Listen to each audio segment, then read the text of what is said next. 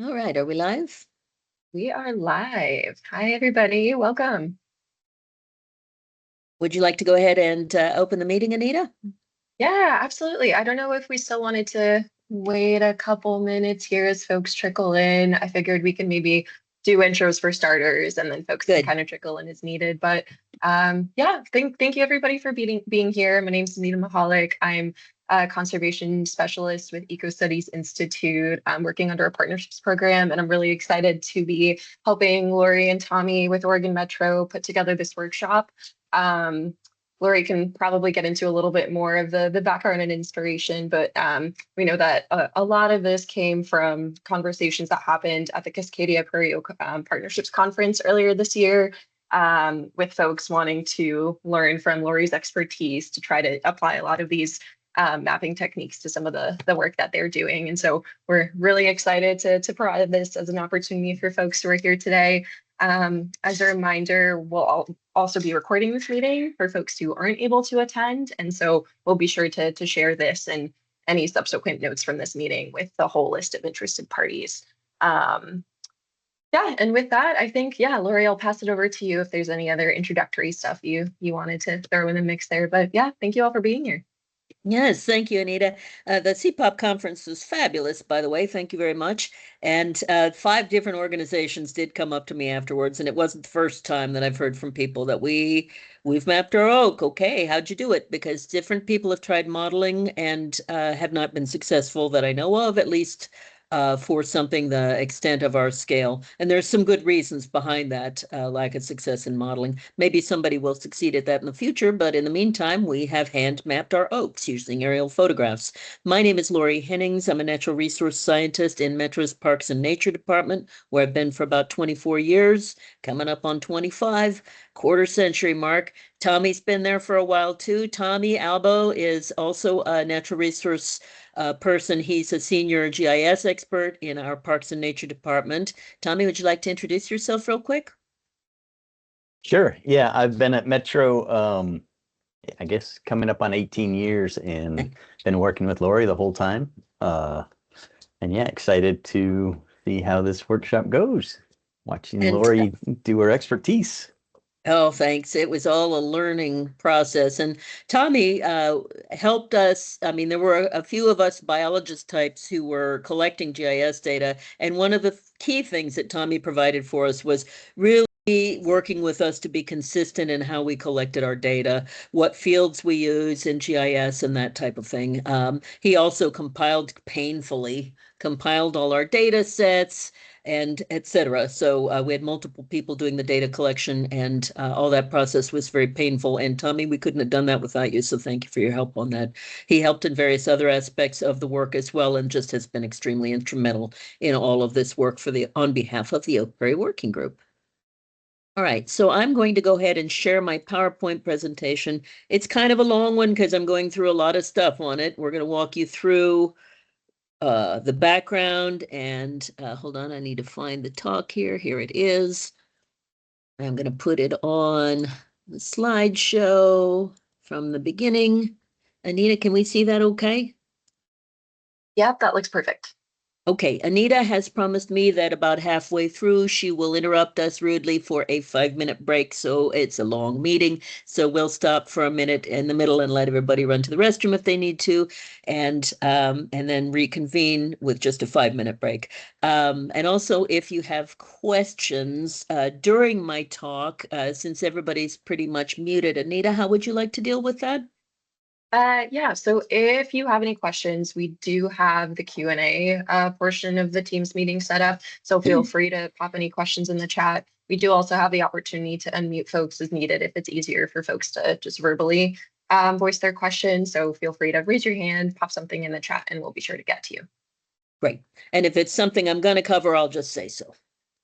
Thank you, Anita.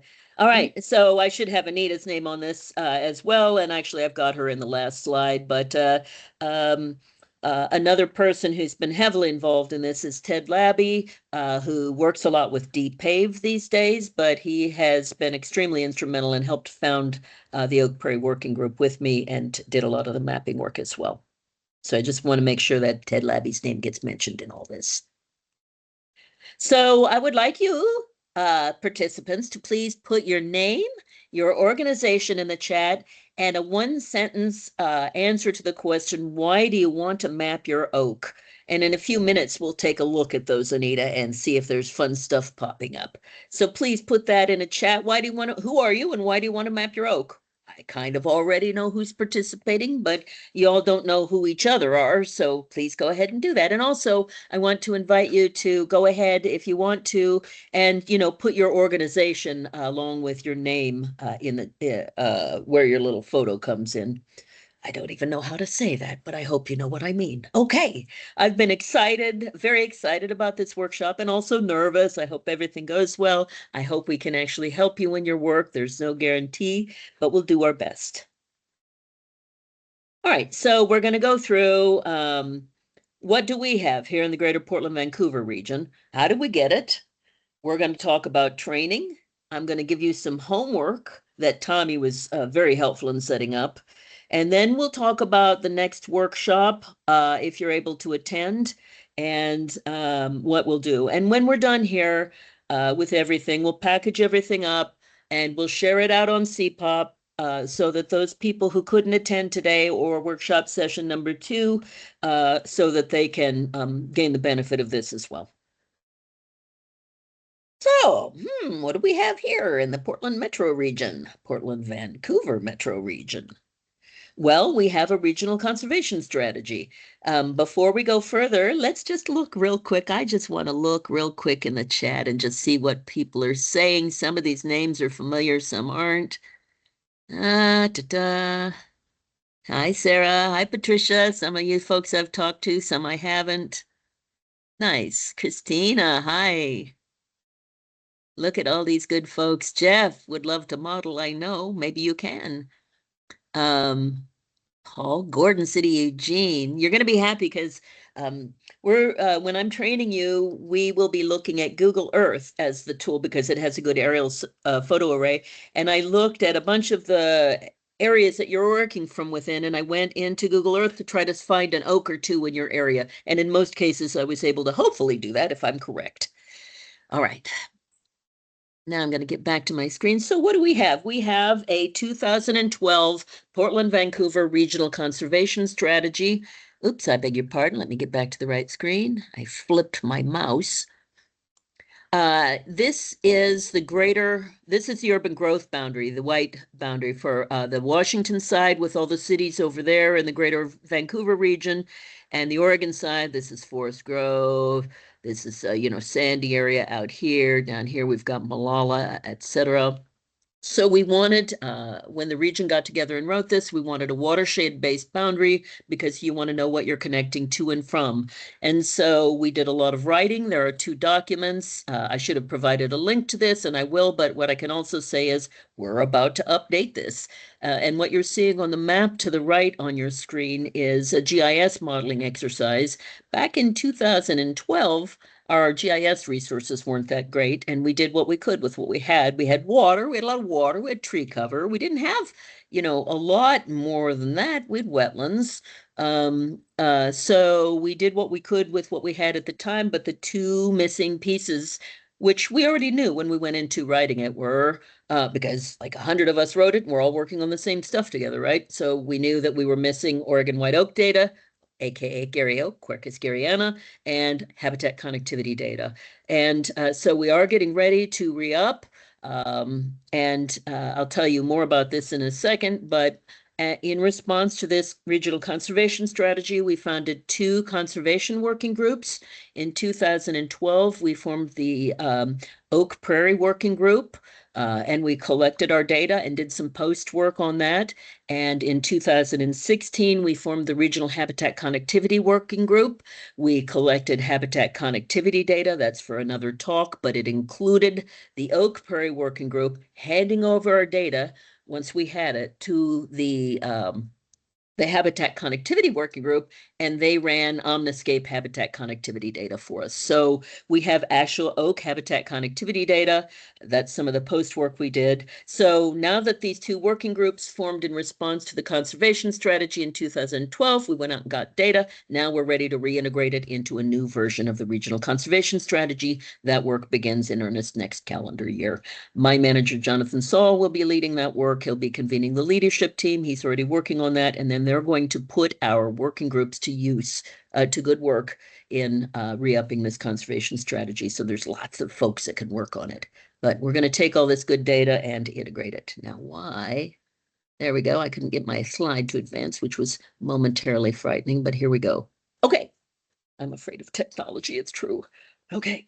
So we established in 2012 each of these working groups that I mentioned. We also have a climate adapted plant materials working group, by the way, if you're interested. Has about 50 member organizations. We've done mapping, prioritization, conserving, restoring. We have a strategic action plans. We do quarterly electronic meetings. Usually one of those is a field trip. Let me go back one slide. Just focus right now on the urban region right here for the next slide, okay? That's the Oregon metro region urban growth boundary. And the larger is what we call the intertwine boundary, which is that watershed-based conservation boundary that we're all doing work within. So here is our UGB at the time that we were mapping. It has expanded some since then, our urban growth boundary, that is. We collected up everybody else's data.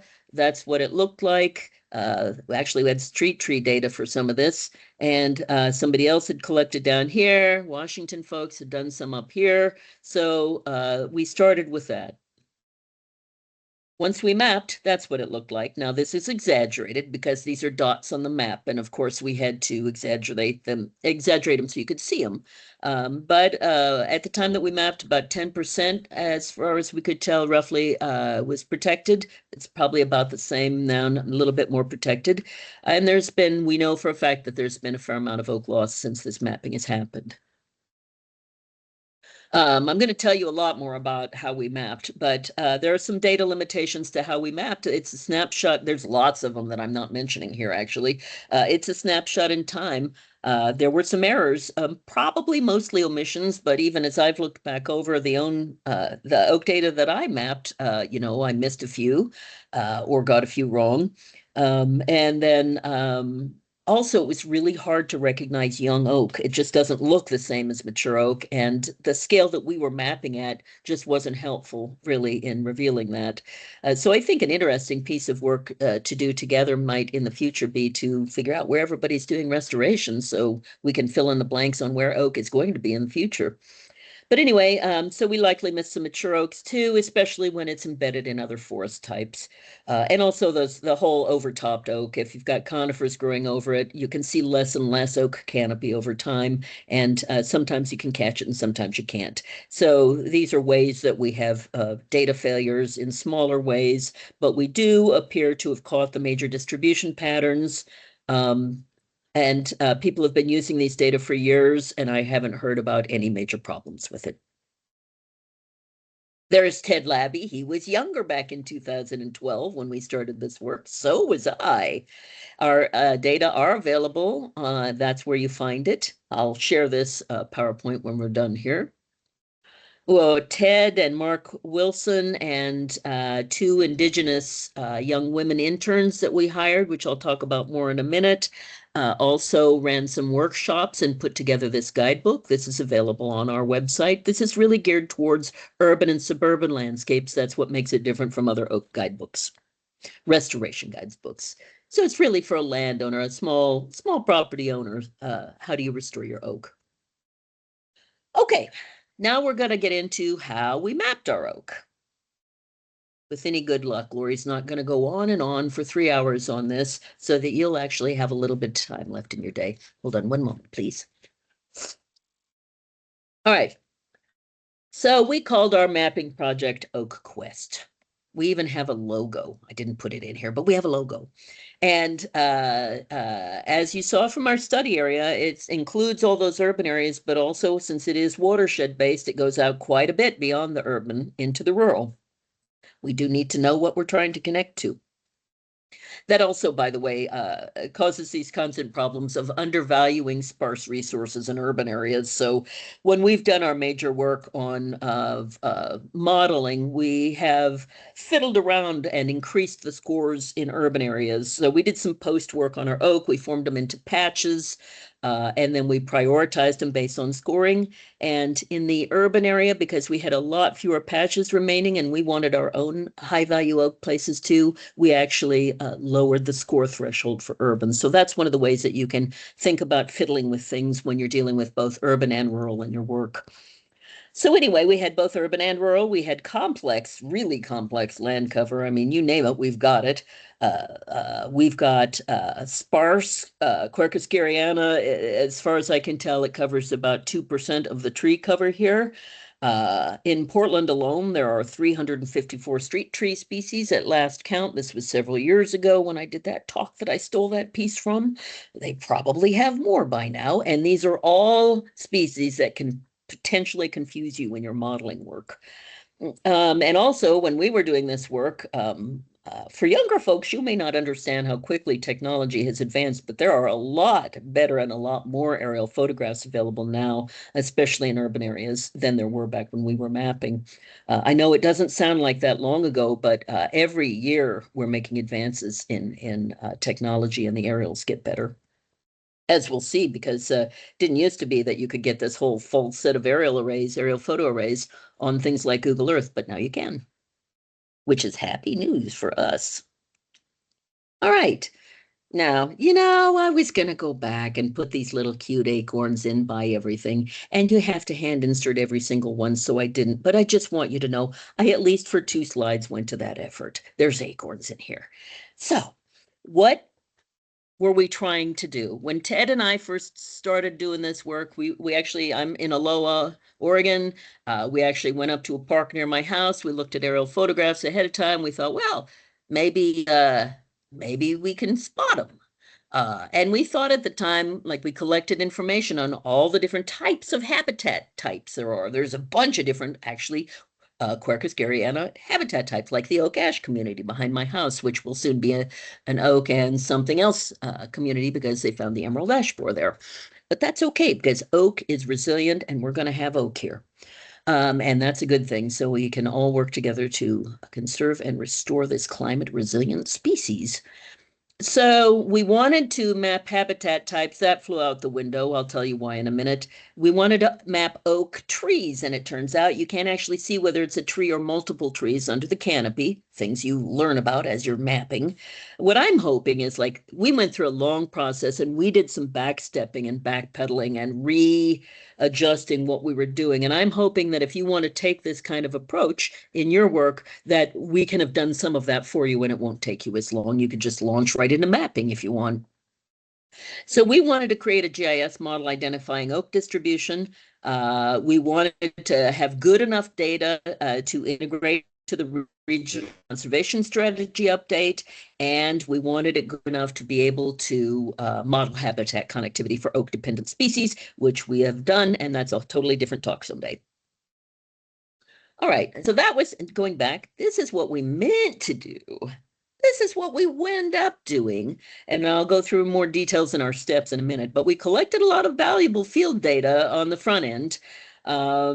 And GPS, Global Positioning Systems, GPS wasn't very accurate when we were doing the mapping. And so we had some community science, and I got really good at moving the GPS points in when I got into ArcMap, into Esri software, moving the points over to the actual tree because often they were offset. And so due to that, I got really good at identifying what you call Gary Oak on aerial photographs. And so after 2 years of trying to model, we gave it up. The problem was that the modeling always overcounted, usually with, no matter what we did, it always overcounted with either maple and or cottonwood, which we have a lot of both in the region. And so, especially maple. So after 2 years, we realized we collected a bunch of additional data, tried to train the model. It didn't work. So we cut and ran. and we hand collected it from aerials.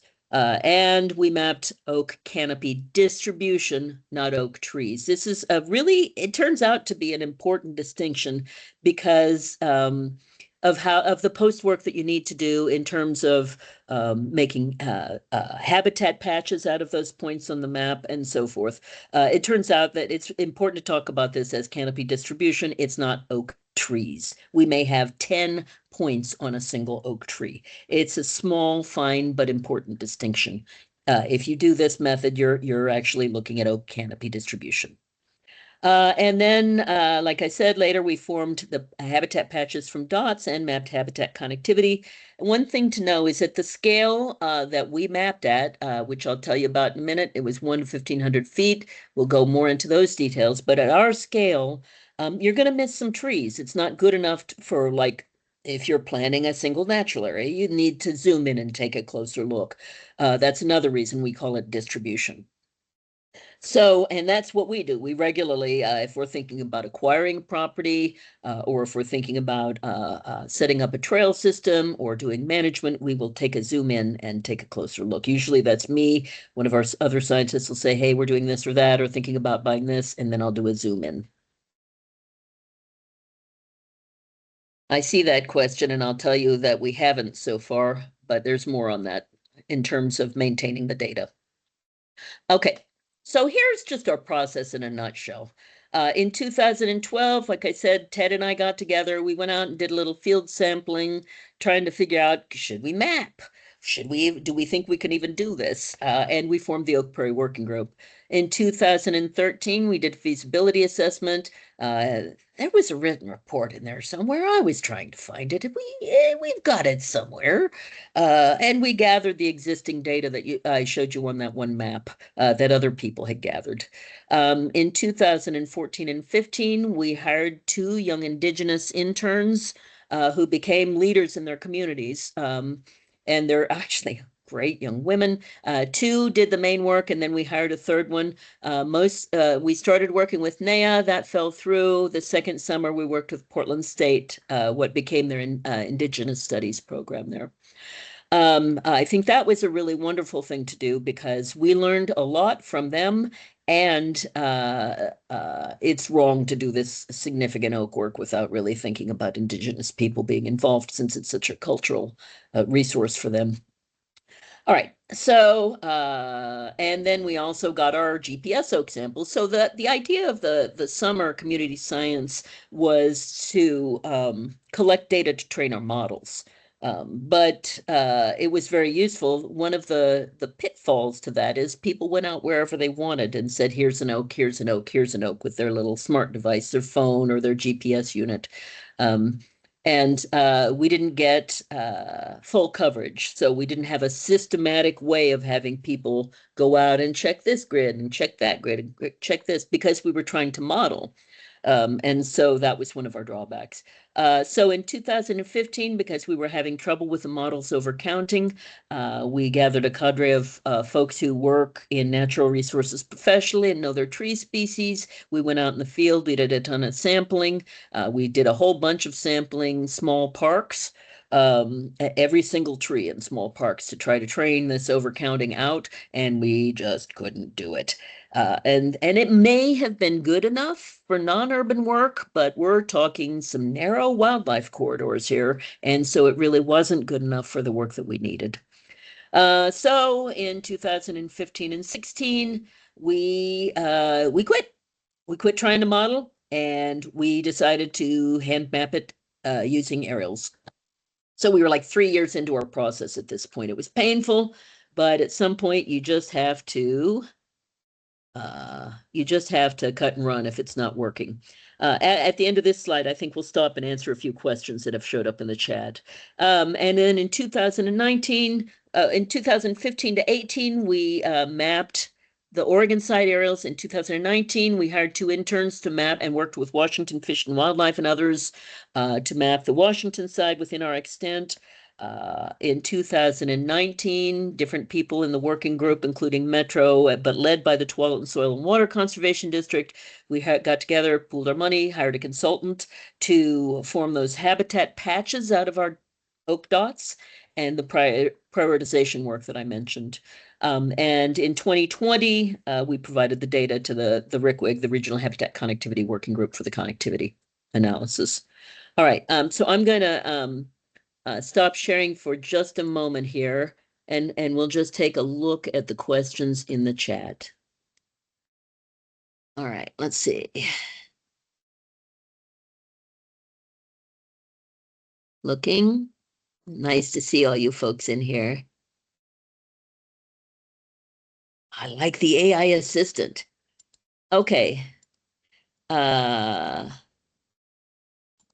Pierce, how have you maintained all of that data as training data? Locations and imagery at the time roughly of field counts. Ken, can you tell me more about what you are wanting to know from me? And we didn't have statistical models. We simply hand mapped it. We gave up on the oak modeling. And if it's easier, Ken, if I can find your name, you can unmute yourself. Let's see here. CKP, it should be. All well, right, Ken should be able to go for it. Ah, there we go. Go ahead, Ken. Thanks. Yeah, hi. Yeah, so you said you did modeling, so you must have done some statistical modeling. We did. What kind of stuff were you doing? We had a guy up in our GIS department who, this was a while back, so I don't even know well, he was using Esri software. Okay. And you know, I will say we are not experienced modelers of natural resources, and it's very possible that it is doable.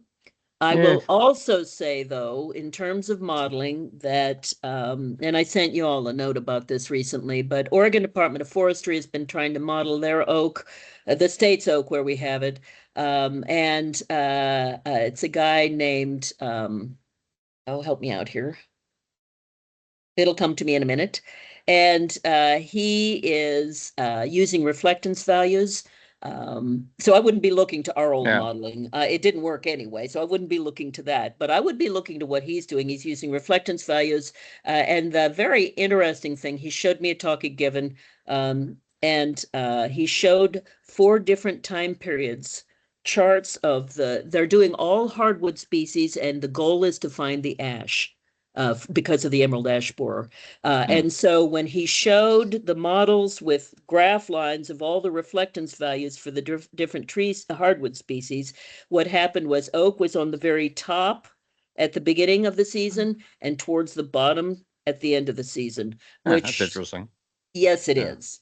Yes, it is. Okay, so yeah, it sounds like statistical modeling probably, well, it's just changing so rapidly year to year right now. You guys, yes, and with that in mind, the stuff you have collected is like platinum.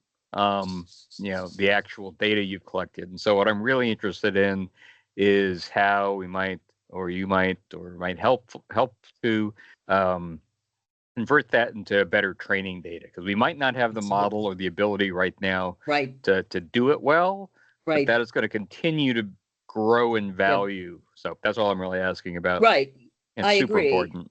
You know, and now, as I was saying, you know, we have more and more GIS and those related resources, including things like full sets of aerials that were taken at the same time of year for very large extents, which we didn't really have before. And so modeling may be, go ahead, Tommy has something to add to this, and he knows a lot more about GIS than I do. Go ahead, Tommy.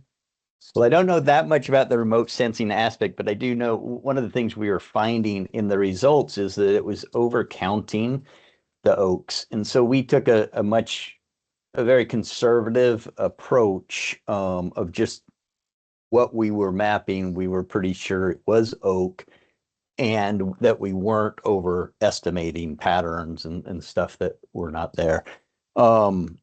We were trying to map with very high resolution imagery, which is flown on different days throughout the summer, and even throughout the day, the angle of the camera and the shadows varied tremendously. So the footprints we were capturing in one area and spending a lot of time, and then we tried to scale that across the region, we were finding very different results from different days and from even different parts of the day.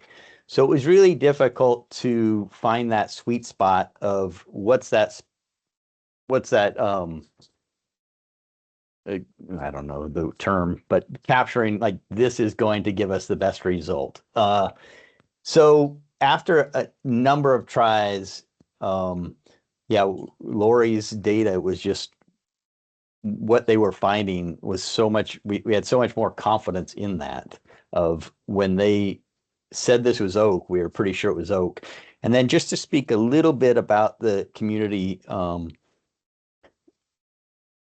approach of capturing the data, like Lori said, we had a lot of people go, I think we had 100 people at one point going out capturing data, but we didn't know where they looked. And so we didn't know where the absence of data was. And so that's when we created grids to make it systematic going throughout, so that when we didn't have oak there, we were pretty confident that there was no oak there. Right.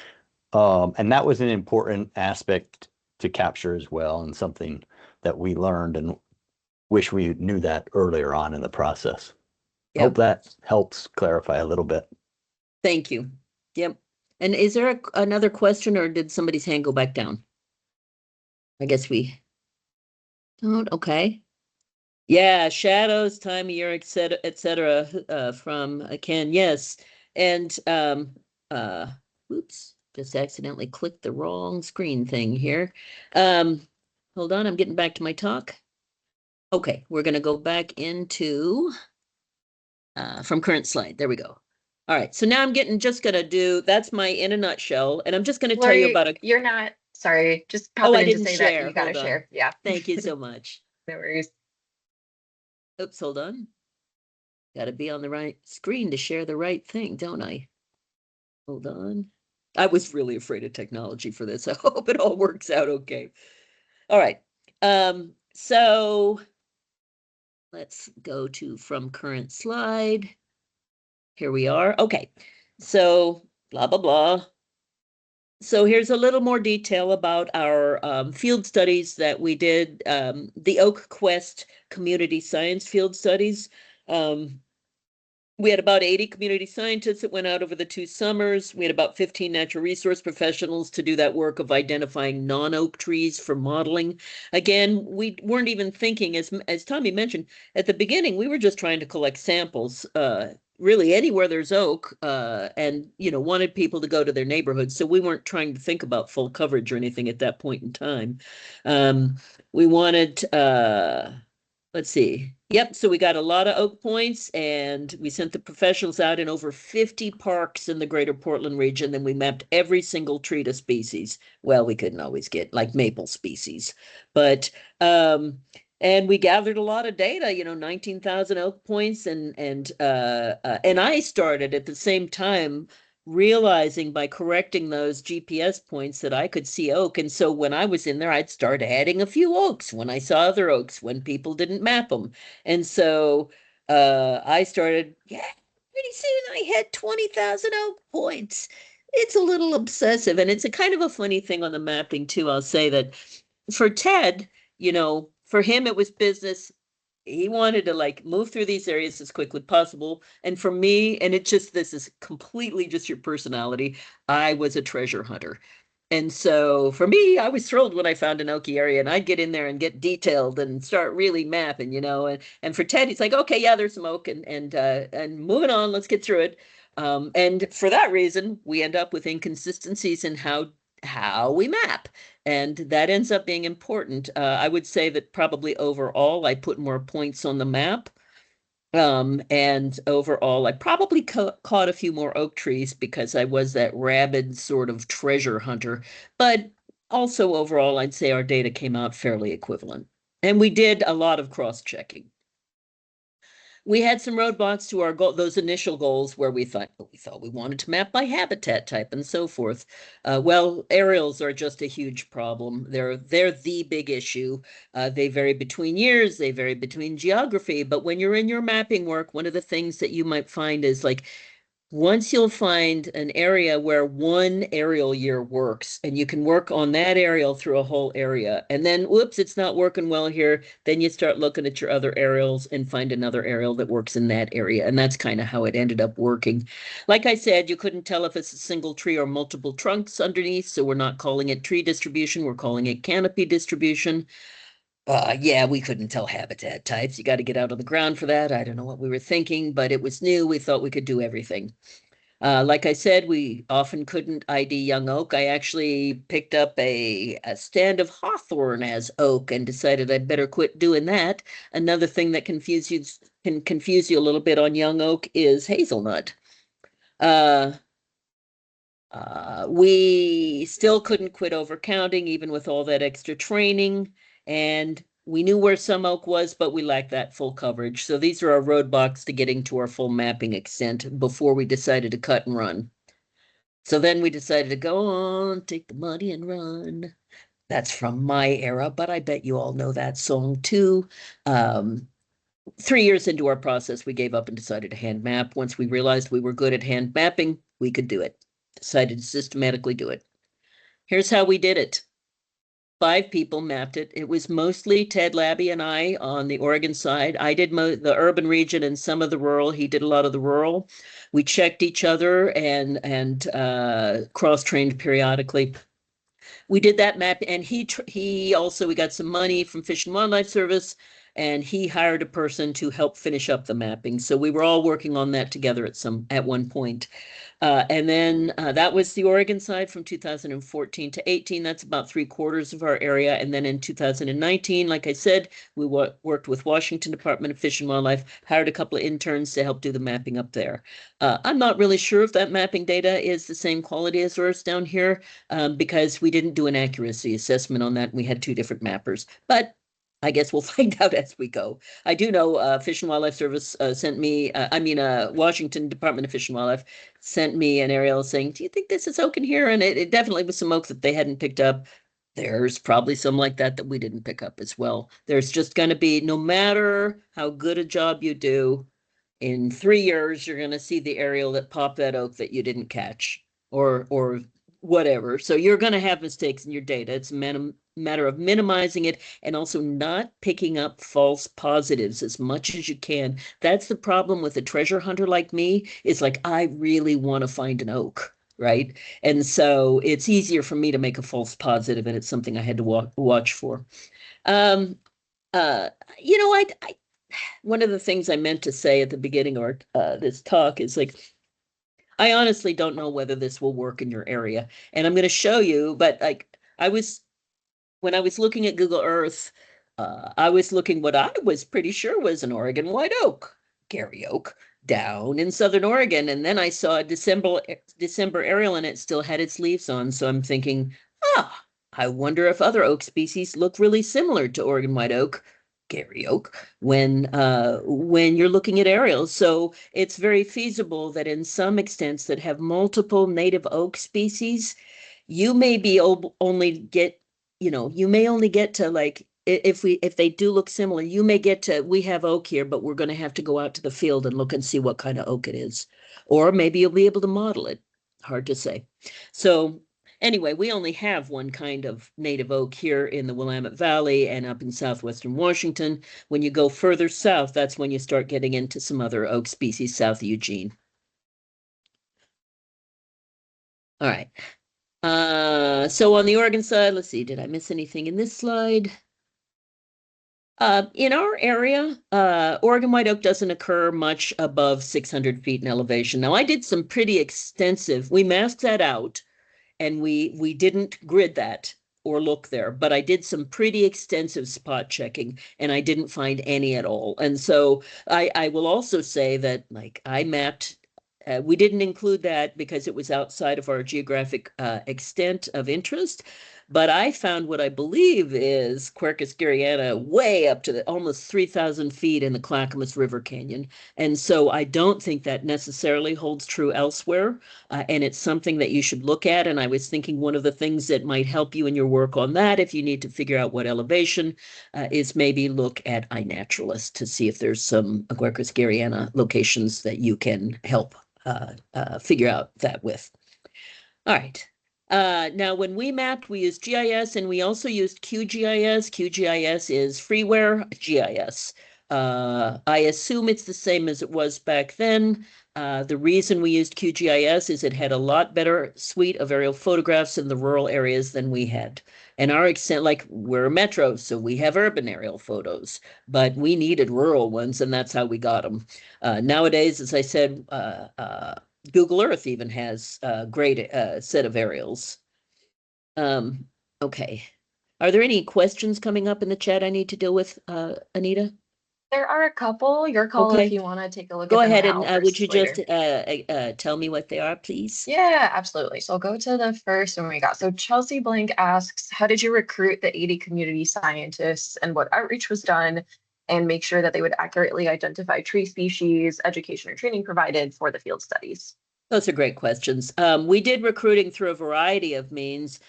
We have an urban ecosystem research consortium here, which we founded the very first year I came to Metro about 25 years ago. And we have a big listserv, and we also had our 2 working groups, including the Oak Prairie Working Group, which is mostly professionals, in natural resources. So we also talked to watershed councils. We had all of our partners that were involved reach out. And so it was just we weren't involved in CPOP at the time. I'm not sure when CPOP founded, but we weren't that involved in it with the time. We didn't reach out through that. We reached out locally. And so that's how we recruited. We did an extensive training session, including having our Indigenous partners come in and talk. Judy Bluehorse came in and talked about the cultural legacy of oak with our Indigenous communities here. And we provided training on confusing species, on very specifically how to identify Quercus garryana compared to other oak species. Like we've got non-native white oak species here. We've got valley oak, we've got English oak, and they look really similar. So how do you tell them apart? And yes, sometimes they hybridize. And like that, I'm sorry, I don't know what to do about that. But if you're a botanist, maybe you can figure that out. But basically, we did a big training session that included cultural, but also exactly how we're going to do this. And it was an evening training session. And we also, right around the same time, went out to a whole bunch of watershed councils and just did a bunch of oak outreach at the time. And that's another way that we recruited people. Did that answer that entire question? I think that covers most of it. Okay. Was there another one? Chelsea says yes. Okay, perfect. Thanks, We have two other questions. Okay. Terry Johnson asks if Oregon white oak retain their leaves longer than other deciduous trees. They do, and they get them later. They're like offset from everything else. The closest thing we've got to it is ash, which it co-occurs with a lot, which will all be gone soon anyway. Sad but true. It's about a 17-year cycle on killing off of all the ash from the emerald ash borer. Say hello, it's coming your way soon. Sorry, I didn't do it. Firewood. Okay, sorry. What was that question again? I digressed. Perfect. I think you covered it. You're good. And then our last question from Isabel Tilley is, are there any good guides or website resources anyone knows of identifying different types of Oregon oak trees, especially if different species in Southern Oregon look very similar? We haven't done anything on that because, of course, we only have our white oak here. There may be stuff further south. The city of Portland has a little guide on different oak species, and we use that. We can share any training materials that we had. I can't swear they're correct if you looked at them now, but we'd be happy to share the training materials that we had. Yeah. Yeah, I'm really interested in talking to a few partners from further south. If somebody like from Wairika wanted to talk to me and show me, zoom around on Google Earth with me and show me where there's a few white oak and non-white oak species, I'd be really interested in seeing that because I want to know if what I'm picking out as white oak really is. So that'd be of interest. Okay, so We have our area of interest. It's that large watershed-based boundary called the intertwine. We omitted areas above 600 feet. I spot checked, and it occurs higher in many elevations, so check your area. We gridded out our area. I believe we used, it's been a while, we used the township range section, which may or may not be available. I don't know if that's available in Canada. That may be a US system. And here I'm repeating myself on GIS or QGIS. And we methodically, systematically moved over every single grid cell. You go up to here, it's just like a typewriter, right? Or eating corn, right? Back to the next row. Systematically move every single piece. You're going to cover every piece of ground to make sure that you're not missing oak. You're looking for distribution. Now, you may have other ways that you want to do this. You may want to go out. I think I have a note on this in a slide, but I'll just say it now. We started out thinking, well, geez, that's a zillion points to put in a big oak patch. Why don't we just delineate the oak patch? The problem was data consistency. You too could do that. It depends on what you want and what you want from your data. But we used points and then we converted them to patches. Let's see. You zoom in when you need to. Like if you think there's oak down there and you're not really sure, go ahead, zoom in. Absolutely. Zoomed in all the time, but you need to make 100% sure you get back to where you left off in your grid cell so that you don't miss mapping any oak. I did a lot of remapping when I lost track of where I was. Sometimes you can tell if it's a really oaky area because you're like, oh, you left off here because there's no more yellow points. But sometimes you can't if there's not much oak there or any oak there. So make sure you track where you're going in your mapping and get back to that same spot. Tommy? Yeah, thanks, Lori. Yeah, I just wanted to mention, going back to Chelsea's question of how we trained our community scientists to go collect information and how we kept track. It was, and I just want to say it was extremely valuable doing this outreach and engaging the public to form this, and it really inspired a lot of folks to move out there. That being said, that information came back in, and Lori or Ted basically went over every single one of these points anyway to verify or to, move things a little bit. And then as we moved into more of assigning grid cells to individuals to go over and systematically go through that, then we were able to at least know, if Ted was mapping it, maybe he was going quicker, or if Lori would, whatever, so that we knew the type of person that was looking for that oak. We could see sort of patterns and then understand better of what they were capturing. And that was helpful. So that was a lesson learned too, of once we gridded it, sort of assigning people different grid cells or different sections to go over and then divide and conquer the whole region. Like, oh, I'll take this area up. So that was also helpful. Lori, you may be getting to that point. Just thought I'd bring that up. No, I think that's a good thing to mention. And also, Ted and I would episodically, we did this about maybe half a dozen times. We would take two adjacent grid cells, one was his and one was mine, and we would overlap into the grid cell to make sure we were mapping similarly. So we would each map a little bit of shared area just to make sure we were mapping similarly. And like I said, I think I mapped a little higher density than he did, but we still got the distribution down. Okay, so make sure you get back to the same spot you left off if you're systematically mapping, right? And then we tracked which grid cells we checked because there's a low occurrence on the landscape in many areas. And so you will forget that you checked that grid cell if you don't mark it. You can either do that through an Excel spreadsheet or something like that. Or one of the ways I did it was I just would put one point in the middle that said checked. And then I went out afterwards of that grid cell, and then I would go back afterwards and take that point out. But anyway, you have to check what grid cells you've tracked, and then cross-train and work for consistency and work on problem areas together. Like Hag Lake was difficult, that area. And there was a lot of logging that happened out there after we mapped it too. Okay, would you go ahead, Anita, and interrupt me if any significant questions arise that are like part of what we're going through at the moment? Yeah, sure thing. There's two in the chat right now, Okay. so maybe let's go through those. Okay. Maggie asks, with patches, how did you decide how many points and where to place them? Right. I'll show you. We're going to go through a little sample of how I mapped.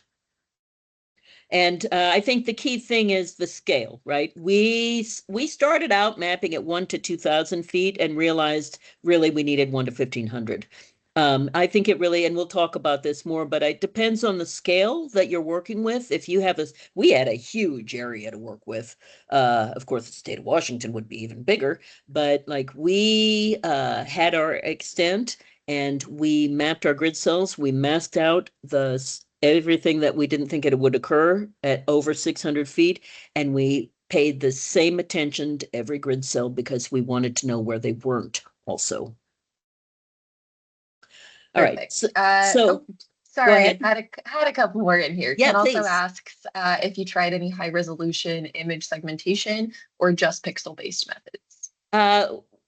You mean that's in modeling, huh? We had LiDAR data for a lot of the extent. We did try that. It didn't help us. It may have helped us, but it still didn't get us to good enough. Yeah. And one more here from Rob Roy McGregor. We have, did you prioritize any parts of your grid for mapping based on soils, for example? No, and what we found out is that it's like my father says about morel mushrooms. Honey, do you know where you find morels? It's where you find morels. Oaks are not very picky about soils unless it's too wet.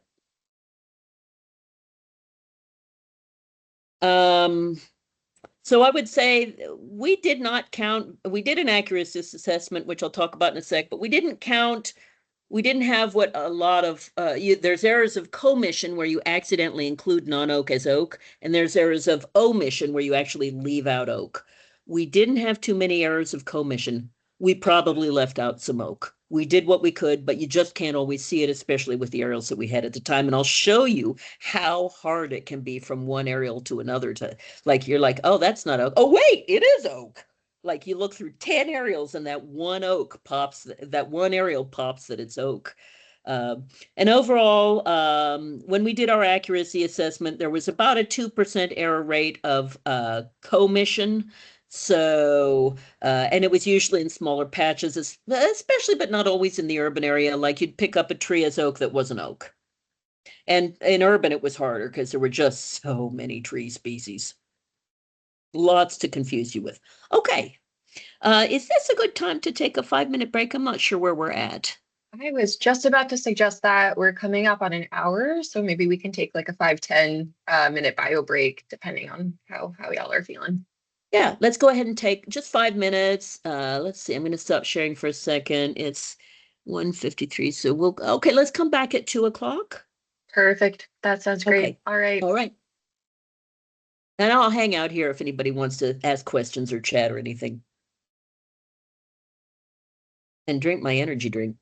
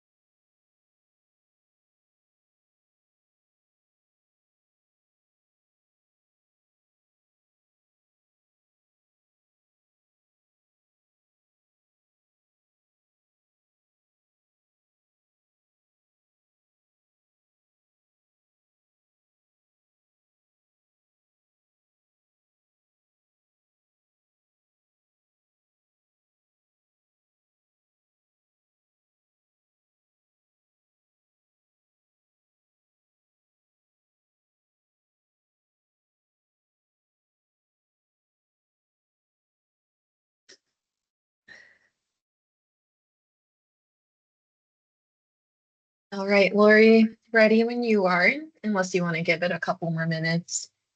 I am ready in just a moment. I'm actually responding to Patricia's question in the chat. Oh, perfect. See, we have 38 people on. That's good. What time? 2 o'clock. Okay, let's go ahead and get back started again. Patricia's question is, have you determined how old or how big a canopy is needed to ID a young oak? I would love to give you a scientific answer to that question, and the answer to that is no, we have not. It's what we could see and thought was an oak. A good example of that is a lot of the times you'll be looking along a road and you'll see oaks poking out from under the canopy of other trees because it's an edge and they're getting more light there, so you'll see more oak occurrence, and you'll just see a small chunk of canopy and you have to make a call. Is that an oak or is that not an oak? And we just used our best judgment. So the answer is no. But uh, when we asked our volunteers to do it, we were concerned with modeling, and so we were wanting them to pick up relatively large oaks. And so when we asked our volunteers to do it, we asked them to think about picking up oak trees that were the size of about 3 parking spaces, which was a calculation we did on tree canopy that had to do with our modeling. And is there another question that came up? Or is that it? We did not use slope or aspect, but we looked at it. And we're going to go show that a little bit. That's a good point, Tommy, and we'll show that a little bit in the next section, or talk about it a little bit. All right. Is there anything else I'm missing in there? Okay. I think we are ready to go back to the sharing the PowerPoint. And go back to from current slide. All right. So here we go. Let me get back to, we took the money and ran. Let's start training. All right. Well, why do you need the data? This is a big question for you. This is like the big science question, right? It's kind of like, what's your question? It's going to guide what you do moving forward. What's your question? Why do you need the data? What's your scale like? Is it big? Is it small? Is it medium? Are you needing it for site level management if you're a land trust, or are you needing it for or an urban area that wants to model connectivity, or are you worried about just the stuff that's on a certain property, the big property or something? We had a really big spatial extent, and so we used the biggest zoom out that we could, that we figured we could still catch most of the oak. If I was doing it in a smaller area, I would probably choose 1 to 1,000 because you're going to pick up a few more oaks that way. Scale is a really big issue to ask yourself when you're doing your work for collecting oak data. And like I said, we'll always do zoom ins if we're trying to do closer work at the site level. Do you plan to share your data? Are you going to repeat it later? Do you want to combine it with other people's data? And one of the questions that I'd like to talk about in workshop number 2 is, should we consider, using a common file format so that we could marry our data later? So that's something to think about. Yeah, we used NAPE, but it wasn't really very good at the time. The QGIS was better than NAPE in terms of the aerials. NAPE was just not good enough to really be able to pick it up. And plus, it was luck of the draw about how the color came out on the oak, just in terms of timing. So, all right. And again, can you mask out any areas where it won't occur, like above a high elevation, or maybe in if you're working in floody areas, you might be able to mask out certain floodplains, like maybe the 50-year floodplain or something. You can experiment around. That's how we did it. But I am hoping that like some of our mistakes will help you not have to make the same mistakes. All right. And your job might be harder than ours. One of the things that I noticed that somebody from the Columbia Gorge Commission is there. Hello. And I wanted to tell you that it's really hard to see your oaks there because in my experience, it's hard to pick them out. Not impossible, but difficult. Because dry country and thin soil oaks are really a different color and they're more scrabbly looking. They're lighter colored. They're not as dark. And then we have more aerials in urban regions. We tend to have good high quality aerials in an urban region, so rural areas may be harder for you. And then what if you have other oak species? That's a whole entirely different question than we had here. And again, it's just so very dependent on what aerials you have. Yeah, the QGIS data, Ken put a note in the chat there. The QGIS data, when I use it, it's been a while, but I bet you it's still the same. It's an add-on tool that somebody made. So you have to dig around for the add-on tool for it in QGIS. But somebody made an add-on tool that gathered up all the aerials, and it's just like Google Earth. It's got a slider bar that you can move back and forth on the aerial photos at the top there. And I'll show you what that looks like in Google Earth. Oops, I forgot to put this back on slideshow mode. Let me do that. From current slide. Okay. What was that middle one? Okay, good. Want to make sure I covered everything. I'll fix my screen here. And I also want to tell you, we're going to be working on Google Earth, and it's not going to be your best tool. The only good thing about it for our work is that it will take a KML file, which you can work in GIS and transform one of your GIS files, like a shape file or a layer file. Don't even ask me the details on this, but you could. I took one of my files, I exported it to a KML file, one of my data files, and uploaded it to Google Earth. And we've got one that we've prepared for you that Tommy put together for you that we're going to send you home with homework if you want to do it. And I'll show you how we did it. But Google Earth is probably going to be your best tool if you have availability. And the reason is that it's harder to manipulate your data. Harder to add data columns. It's harder to enrich your data with like who collected it, who did this, who did that. When you're going through the mapping, you're on a roll. You just want to be putting dots, putting dots, putting dots, putting dots. You don't want to have to fill in. Hold on, and I'll tell you that. Oh, sorry. I think I may have misunderstood Ken's question. We'll get back to that. But if you're just going through and putting dots on the map, you don't want to have to go fill in 30 fields every time you put a dot on the map. And so you want to be able to do some post-processing on who collected it, maybe what aerials were used, and this and that. And so GIS or QGIS is much better in that respect. So, but again, if your own GIS doesn't have good aerials, you're going to be stuck with QGIS or Google Earth or Google Earth Probe.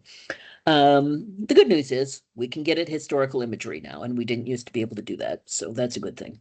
And again, let's think about a common data structure if we do want to knit our files together in the future. We can share what we did. I'm looking back at the chat real quick.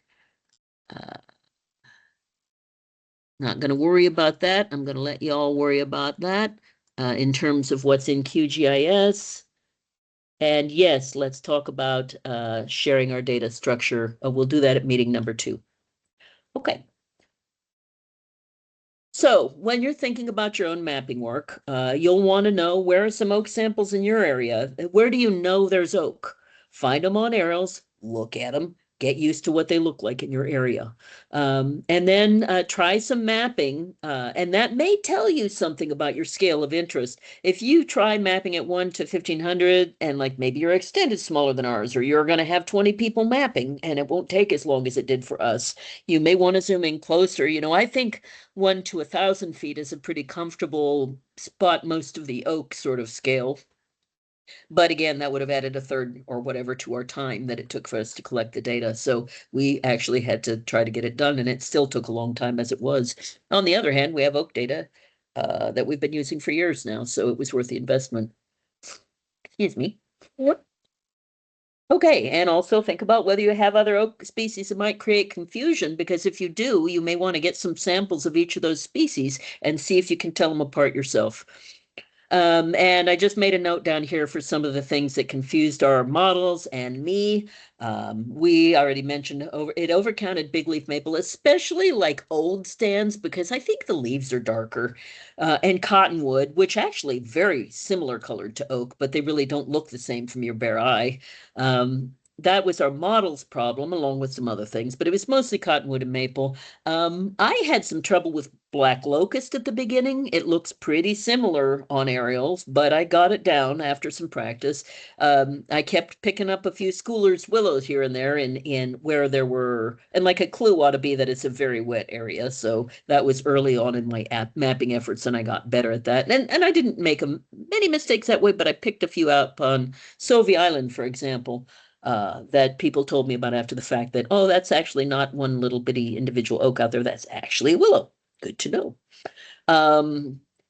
Old ash stands, I think we actually do have one significant error, at least one significant error in our data. I might have mapped it, I'm not sure. I think we picked up an old ash stand in Columbia County as oak because if you can't get the color right, the structure really looks like mature oak. At some point soon, that's gonna not be a confusing species for you anymore, but now it will be. There are times when ponderosa pine and madrone look very similar and also co-occur with it, and you may pick up a few extras. I figure, well, it's not the end of the earth if you pick up a madrone or a pea pine in with some oak. So, but those are mistakable species. They're very similar colored. It seems like that whole ecosystem type has this kind of a similar color. But you'll get better at it. Like I said earlier, hazelnut can confuse, and really so can other white oak species. Young oaks look different. Yeah. Hold on, I'm trying to get my slide to advance. There we go. Okay, let's look at some oak. Look at the oak. What does oak look like? It looks like broccoli. Look at the broccoli. There's broccoli here. There's broccoli here. There's broccoli here. There may be broccoli here, but maybe not. There's broccoli here. There's probably a little broccoli here. Okay. This is actually in the training area that we're going to send to you. Broccoli is dark green and segmented, and that's what it looks like. Mature oak looks like broccoli. It's gnarly. You can often, I know this is a small, sorry, I skipped ahead, a small thing, but it's an important thing. You can often see these little white bits that are branches or lichen, I don't know, but you can often see these little bits in here, and this segmented structure are good clues. So a lot of what you're looking for is clues here, okay? Now watch this. This is frightening. This is why your work is going to be frightening moving forward. Same place, different aerials. If I wasn't looking hard, I'd call all that maple, but it's not. There's oak in there.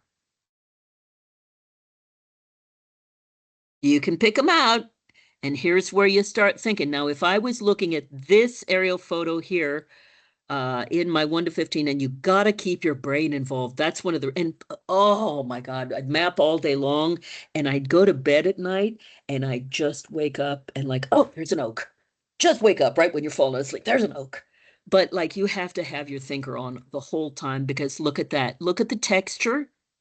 It's different. It's like oak texture. It's not the right color, but it's the right texture. Look at this. It's oak textured. Oak textured. So that's when you start looking. If you think there could possibly be an oak there, you start looking at different aerial photographs to see if any of them will reveal anything else. And here I'm going to tell you a bunch of tricks about telling oak, and I'll show you some pictures. And then we're going to actually look in, like I said, I did some sample points for you in some of your areas of interest.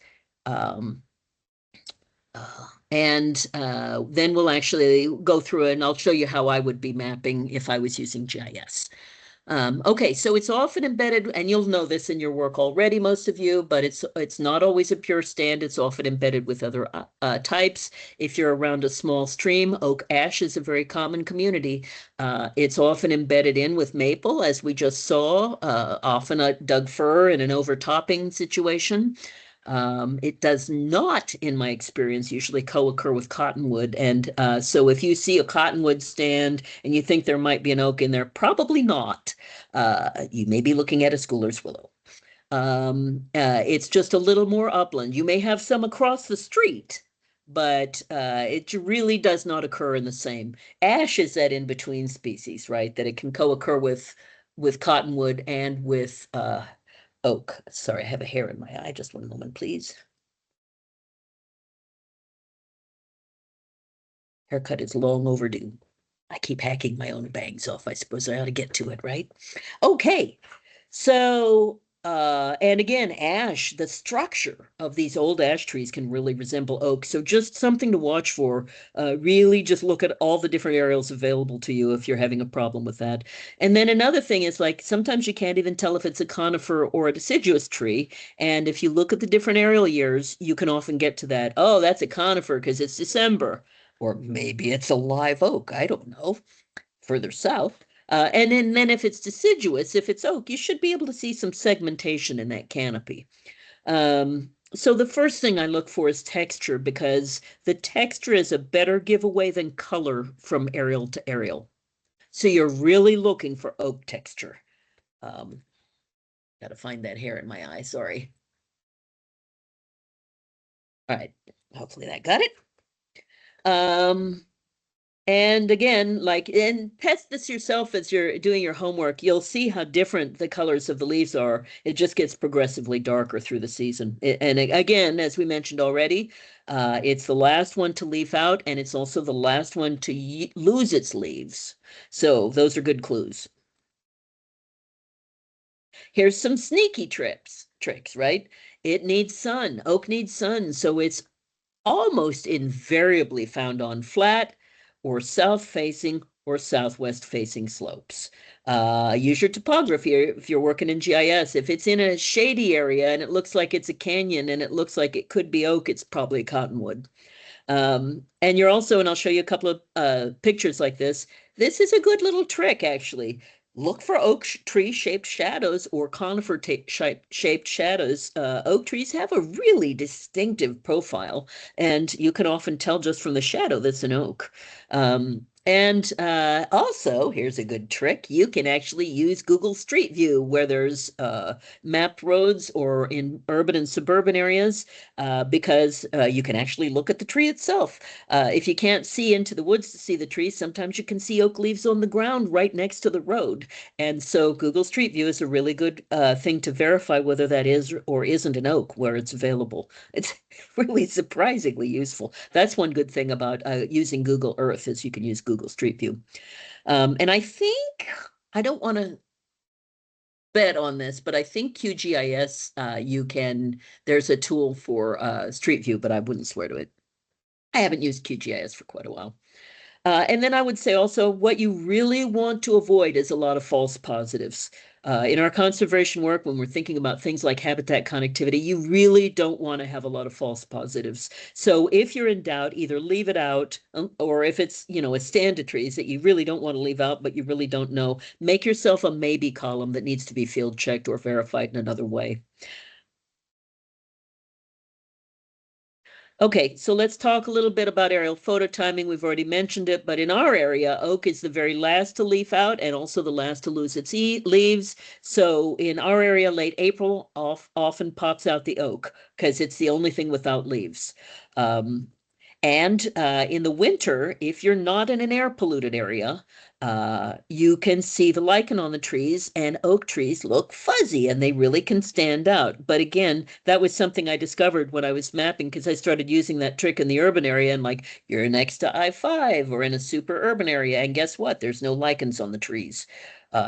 Lichens are known to be, not all of them, but some of them are air pollution sensitive. And I would hazard a guess that the ones that are visible in winter on our Oregon white oak is that those are air pollution sensitive, so intolerant to air pollution. And so they just don't show up when they're urban oak, but the oaks still grow. So there you go. We have a lot of urban oak.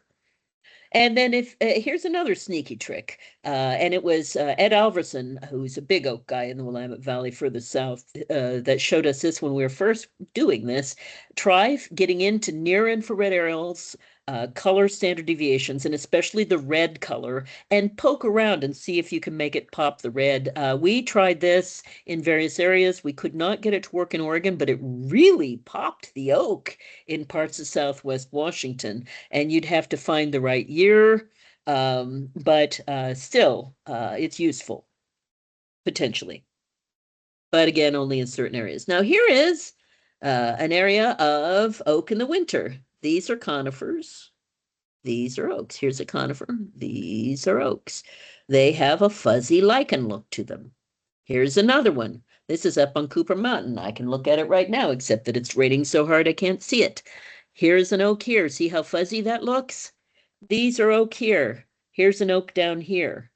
And this is a subtle clue, but I have found it extremely helpful. Here's some more winter oaks. You can see here, but not oak here, not oak here, oak over here, not oak here. So use the leaf off and it can really help you in your finding your, sorry, I keep switching around on our aerials. I have a new mouse and it's very sensitive. And here's some oak tree shaped shadows. Here is a conifer shadow, which looks a lot in color like the oak, right? But look, it's a Doug fir. And here we've got a nice oak shape, right? It's got holes in it where you can see through the canopy. It's got that open canopy look. It's just gnarly looking. That's an oak. Okay. Aim for consistent point density. There was a question about this. I can tell you honestly, like this was an inexact science. It's an art. And you do want to, like over here, it made sense to put 1 point per tree. And keep in mind, our aerials were not nearly as good back in then. This is a more current aerial. But like we could put maybe 1 oak here and 1 point here instead of 2, or maybe this whole thing should have had 1 point, and like I got excited and I put probably more points on the map. And the way that this showed up in our final data isn't really significant because we took all the, and if I caught a point out here, what we did was we buffered our points by like, I think it was 30 feet and gathered them together into patches. But so it didn't really affect that much, but you know, it might have affected things some. So aim for point density.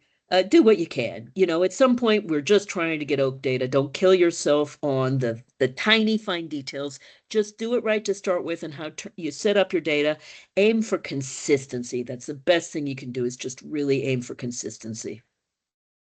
Oh, look, consistency is key, especially if one person, more than one person is collecting data. So you really need to cross-train. You need to do your initial training together and then episodically, like every 6 months, cross-train to make sure you're being consistent about how 2 or more of you collect data. And here is where we're talking about, let's make sure that you have, sorry, I just skipped forward. Make sure that you have all your fields identical. If multiple people are collecting data for you, make sure they're all using the same exact data set with the same fields set up so that you can marry them. This was a problem that we had, and it was my fault, and Tommy helped us fix it, but this was a problem we have. So you really don't want to just go out and start mapping points. You actually want to set up your data file the way you want it before you go out and start making points. Let's see, if you have a large, this was an idea Tommy had, and he's 100% right. Let's just say that you only need distribution, like you're really just trying to get, and this is like if Washington Department of Fish and Wildlife wants to model and decides they can't model, or maybe that this would help them model oak distribution, you could sell out smaller grid cells and just do presence absence. To start to knit together where oak is in your area. That's not what we're doing. That's not what I'm describing, but that is an approach that you could take. And again, you could delineate stands to save time. We used points. We started out doing that, then we realized we really needed apples to apples, so we did all, actually went back to the patches I delineated and put points in there instead. All right. So if you don't have GIS, go ahead and download Google Earth if you don't already have it. It's free. And go under View and then Historical Imagery, and it will give you that slide bar at the top that I'll show you in a minute. Then we can pass KMLs back and forth from GIS to Google Earth and back. And so that's a happy thing. Grid your area. Like I said, we use the township range section data, but you can use any grid section you want, make up your own grid, doesn't matter. Just make it make sense for, like, you don't want to spend 3 hours collecting in one grid cell. There's a reward issue there, that it's just mentally hard to do that. So make your grid cells that are small enough that it doesn't take you forever to go through one grid cell. It's also easier to track that way where you've gone to. Like if you zoom in, getting back out to where you were, it's easier to track that. We'll pass along a KML file that Tommy already made up, that you can practice mapping on, and we'll send you home with homework, which I'll send out first thing in the morning. And if you want to, you can go start mapping your own canopy points, and we'll describe that in a minute, in a practice area. And then when you're doing your data collection, you really need to do some field checking, not just if you wanted to collect field data, but also because you need to make sure you're right. Excuse me. One should have remembered one's allergy pill this morning. Okay. All right. Now I'm going to stop sharing because we're going to look at some points on Google Earth. How we doing? Great. Anything And I in think the chat we Lori, need to think about? yeah, while you're pulling that up, we did have a couple of things come in. Let's see here. Okay. Kathy asks, did you try any vegetation indices like NDVI? That's helped me with different light conditions across imagery. Yeah, I can't say for sure whether or not we pulled that into our modeling efforts, but we didn't use any of that in our hand mapping, no. We just looked at aerials. Perfect. And then there was another comment here from Ken about the tree lean and one of the images, I believe, from a previous slide, asking if it's the one that you put points on. What was the question again? Ken, maybe you can hop in here if I'm not interpreting that correctly. Okay, hold on. Lean tree.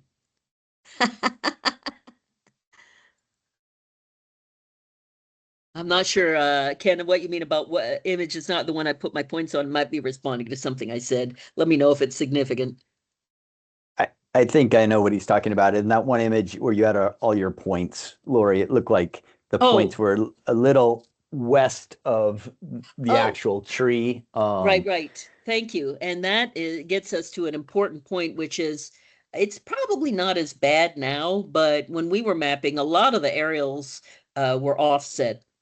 Like if you looked at one aerial and you looked at the next aerial, the oak could be here, but then it'd be over here in the next aerial. So they were spatially offset, and that was an issue, which I hope is better resolved through aerials now, because that can really mess with your modeling if you are trying to model. All right. Let's see if I'm actually properly sharing. Okay. Can you all see my Google Earth here? We can, but it is quite a bit zoomed in. So we see the header and then just a little bit of the actual logo. Right. There we are. Oh, look at that. So I'll show you this. I might as well show you this now. Tommy, let's put on the. Oh, look at all that yummy oak data. It's so pretty. This is a Tualatin Hills Nature Park. This is what we call Nike Woods. It's owned by Nike, world headquarters. This is an area that we're going to give you in your homework that you're going to be able to zoom in on and look and see how we map the oak. So that's your area for training you about where the oak is. This is you're going to be your homework area. We will give you the solution, which is this data, but we want you to map it yourself to try it before you look at the solution. So that's your homework coming up, and I'll have more details on that. But let's just, I'm going to zoom out here and say, hey, and first let me show you. You go to View, and you go to, hold on, I'm going to close it. You go to View, and you go to Show Historical Imagery. And here's your historical imagery. It starts on the most recent, which is November 7th. It's going to go back, blah, blah, blah. It's got all these years here. Okay, that's your historical imagery. When you zoom in on a given place, you will have fewer options, but more than we have on our own GIS system. So I did look at who's here. Look at that. I mapped some oaks. At least I think they're oaks up and down the range. So let's take a little look at them. I just want to show you some examples. All right. Look at the oak shadow. See that? Now this says it's a December photo, but I don't believe it. This is an April photo, and look at that. The oak hasn't leafed out yet. Let's look at the other aerials. So here's how you want to think, right? We're going to look at a spot. You're like, could that be oak? It's possible that's oak. Okay, let's look at oh, look at that. That's oak. Isn't that beautiful broccoli? Okay, so when you find a good aerial like this, a good aerial photo that works for oak in a given area, you want to stick with that one and just zoom around and map your oak. Okay, all right. Let's look at something that's not oak. That looks like maple. Can you see that that's not broccoli? It's about the right color, although not dark enough, but it is not segmented. You can't see any of the little white branches in between, etc. And let's look at some different aerial years on there. That's almost certainly maple with inset. There's something in bloom there. All the different aerials, but not oak. Let's look at another oak. Where is this one? This is down by the sandy swimming hole. And here, it doesn't look like much, does it? That's because it's April and the leaves aren't on yet. Let's look at August. Fuzzy oaks in the winter. Beautiful broccoli with bits of branches showing through. See? Beautiful broccoli. Found the right aerial here, right? All right. But look, you'd never like, what even is that, right? So on the wrong aerial, you would have no clue that it was even oak. Let's look at another one. This one's going up further north. Where are we? We're by the Columbia River. Doesn't really look like oak, does it? Oh my gosh. Although I would look at this and go, that texture looks really suspicious. This is an April photo, so it's actually already leafing out here. If I'm even right on what this is, I am not opposed to making mistakes. Hold on. Let's see if I really got one good aerial that showed it. Oh, that's looking highly suspicious right there. But you see how you have to keep going back. Now, yep, I would call this oak. But one thing to notice here is you can't see that little branching structure in there. All right. Now let's go over here. Now this is not oak. This is probably ash. That might be a little oak right there. Let's look at cottonwood. That's cottonwood. Cottonwood, there's some interesting things about cottonwood. If you're looking at winter aerials, they often have reddish or yellowish algae or lichen, I mean, on the side of, I guess it's the same common thing that shows up on the sides of barns. And sometimes you can see that in the leaf off. Alder, you can actually see their red stems in the winter. But this is what cottonwood looks like. So you know that's going to be growing near water. There's the Columbia River. And you're not going to find oak in this stand of cottonwood. You're just not. Let's look at some maple.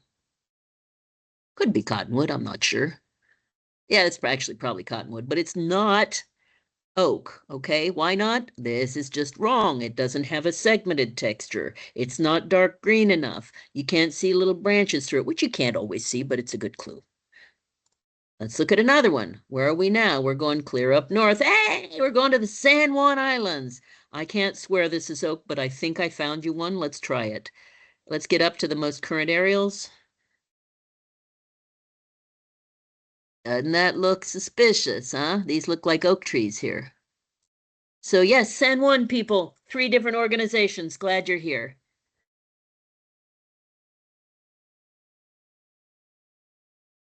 Here's an oak. Where are we here? Oh, look at that. False Bay, San Juan Marine Preserve. All right, let's see if this is an oak. It sure looks oaky, doesn't it? Right? Look at some different aerials. See, I had to look. Oh, look at there's the winter fuzzies, right? See the winter fuzzies? Broccoli. broccoli, and that beautiful oak shadow right there. Okay, let's look at some more. Going down south now. This, if I got it right, I think I did. Yeah, this looks like oak. I'm so paranoid about making mistakes in front of you now. Yeah, you could obviously tell from the 2024 photo that this is obviously oak. This is classic oak stand right here. Let's just check some of the other aerials, though, and see if that remained true. Here, I would think, well, that could be oak, but maybe not. Could be maple, could be ash. Ditto here, although it looks a little more oaky. Here, it just looks like maple or ash. So you can see, there you get kind of a, could be we don't get the same lichens, too, further north. But, oh, we're further south now. Yeah, we should get the same lichens down there. But anyway, so see how different it looks on the aerial. So you really have to persist about anything suspicious. You have to look at multiple aerials, use that street view. Let's just zoom around on a few more. Right now, we're just practicing what oak looks like. Okay, this is oak. That right there, probably not an oak, but these are all oaks here, right? This over here might have some mixed stuff in here. There's a little oak sitting right there. Let's just look around here. Yep, some more nice oak up here. You see those beautiful oak shadows? Moving on further south. Here we are. Some oak poking out under the canopy here, getting overtopped a little bit. Let's look at the different aerials. Wouldn't have known it from there or there. Ah, fuzzy winter oaks. There it is, broccoli. Fuzzy winter oaks. Fuzzy winter oaks, not very visible on that. Another good clue, honestly, this is one I do use, is like, go back to the oldest aerials. Is it growing very fast? Because if it grew fast, it's not a white oak. That's more handy generally in urban areas. Here is some oak. Where are we right now? Let's look. We are by Dorina Lake. Wherever that is, I'm ashamed to say I don't know. Let's see if this is really oak. Doesn't look like it here. What about here? Starting to look suspicious. Don't know here. Looks suspicious. Okay, now see, this is more classic oak. It doesn't have quite the dark green, but you're starting to see these little white things poke through that are branches and lichens. Indecisive. More oakish. Indecisive. Can't swear this is oak. These were just quickly done samples, but I think it's oak. Let's look at this one. Further south.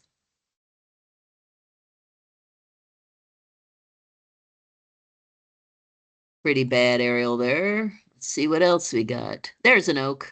Pretty obvious. Yeah, isn't that the truth? Land cover is hard to do. Here's another oak here. These we can't tell. Can't tell if that's a young oak. These are not oak here. Not oak. Not oak. This could be oak. Over here. I'd want to look at different aerials for that. Let's see what we can get. See, this could be oak and pea pine here. Yeah, that looks piney. Okay, so the stuff near it is pine. And if anybody knows a spot on the map and I'm completely wrong, just cough right up with it.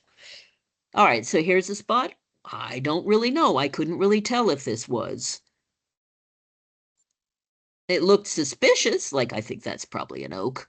And I think this probably is oak, but I wouldn't be willing to, yeah, it's oak. But like if you're not sure, mark it as a maybe. Especially if you have a whole stand of stuff here. Like this is actually a huge oak patch. And let's see where we are.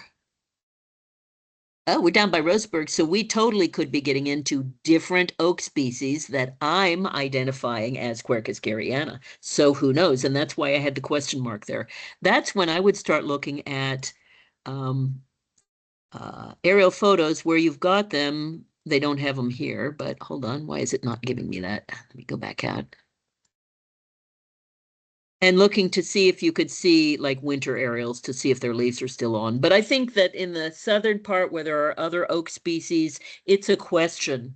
It's a question mark right now about whether this works or not. Tommy, did you have a question?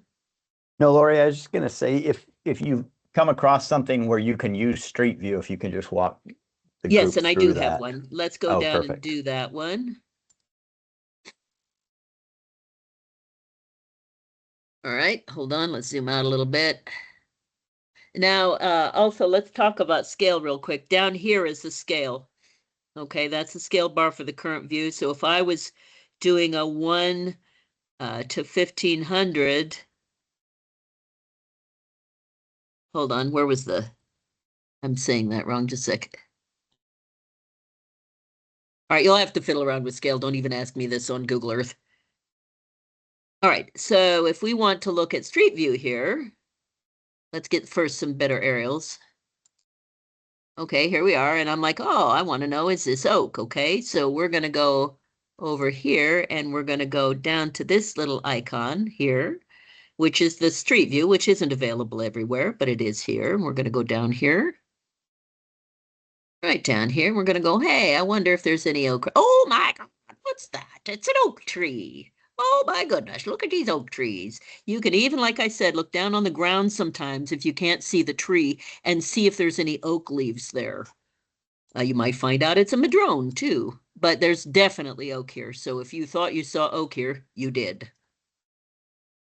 A very handy tool, which I would say I used, we didn't have it available when we had it, when we were doing it, but hold on, I'm going to get off Street View now.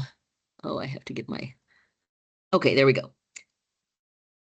So that's Street View, and it can be very, very handy if you're not sure. The Columbia River Gorge folks, I did use it in the gorge, and it is helpful to try on those light-colored oaks to see if you can spot them.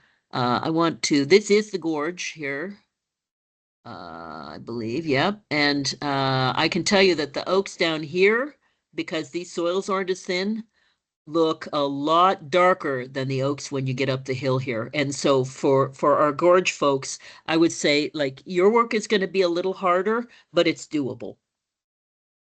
Okay. Let's try this one because it's a question mark.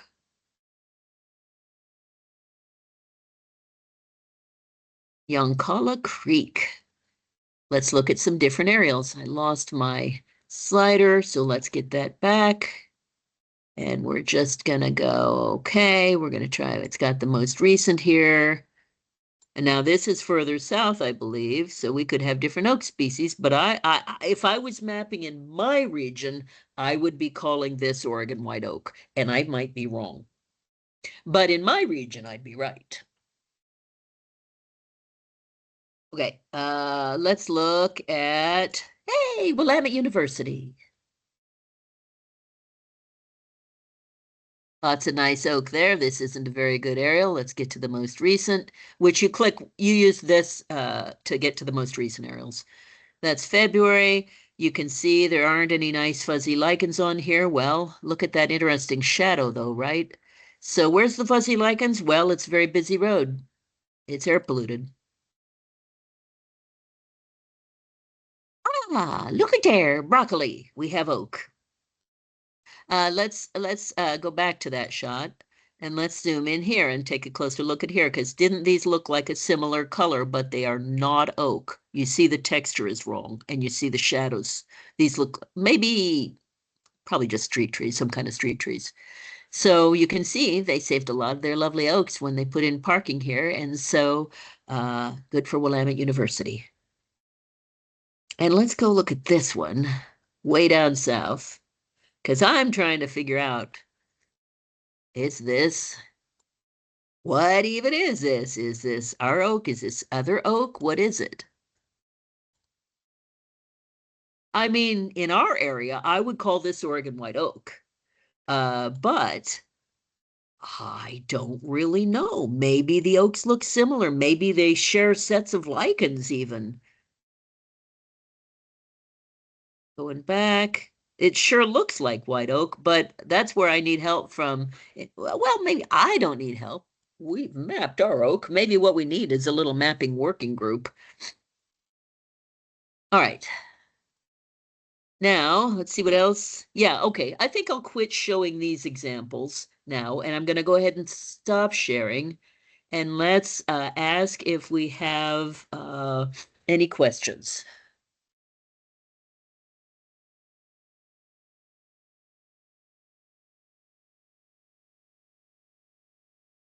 Okay, I don't see anything. No, Ken, that's true about the white oaks really looking the valley oaks really do look a lot like the Oregon white oak. So I don't know.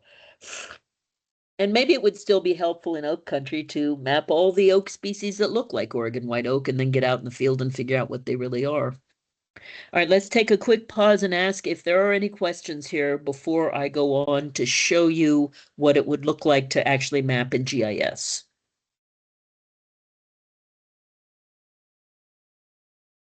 And folks, feel free to raise your hands if you'd rather speak your questions, and we can unmute. Awesome. Okay. Okay, now I'm going to share. Hopefully this will work. I've got a remote computer with GIS on it. One moment, let me find it. There it is.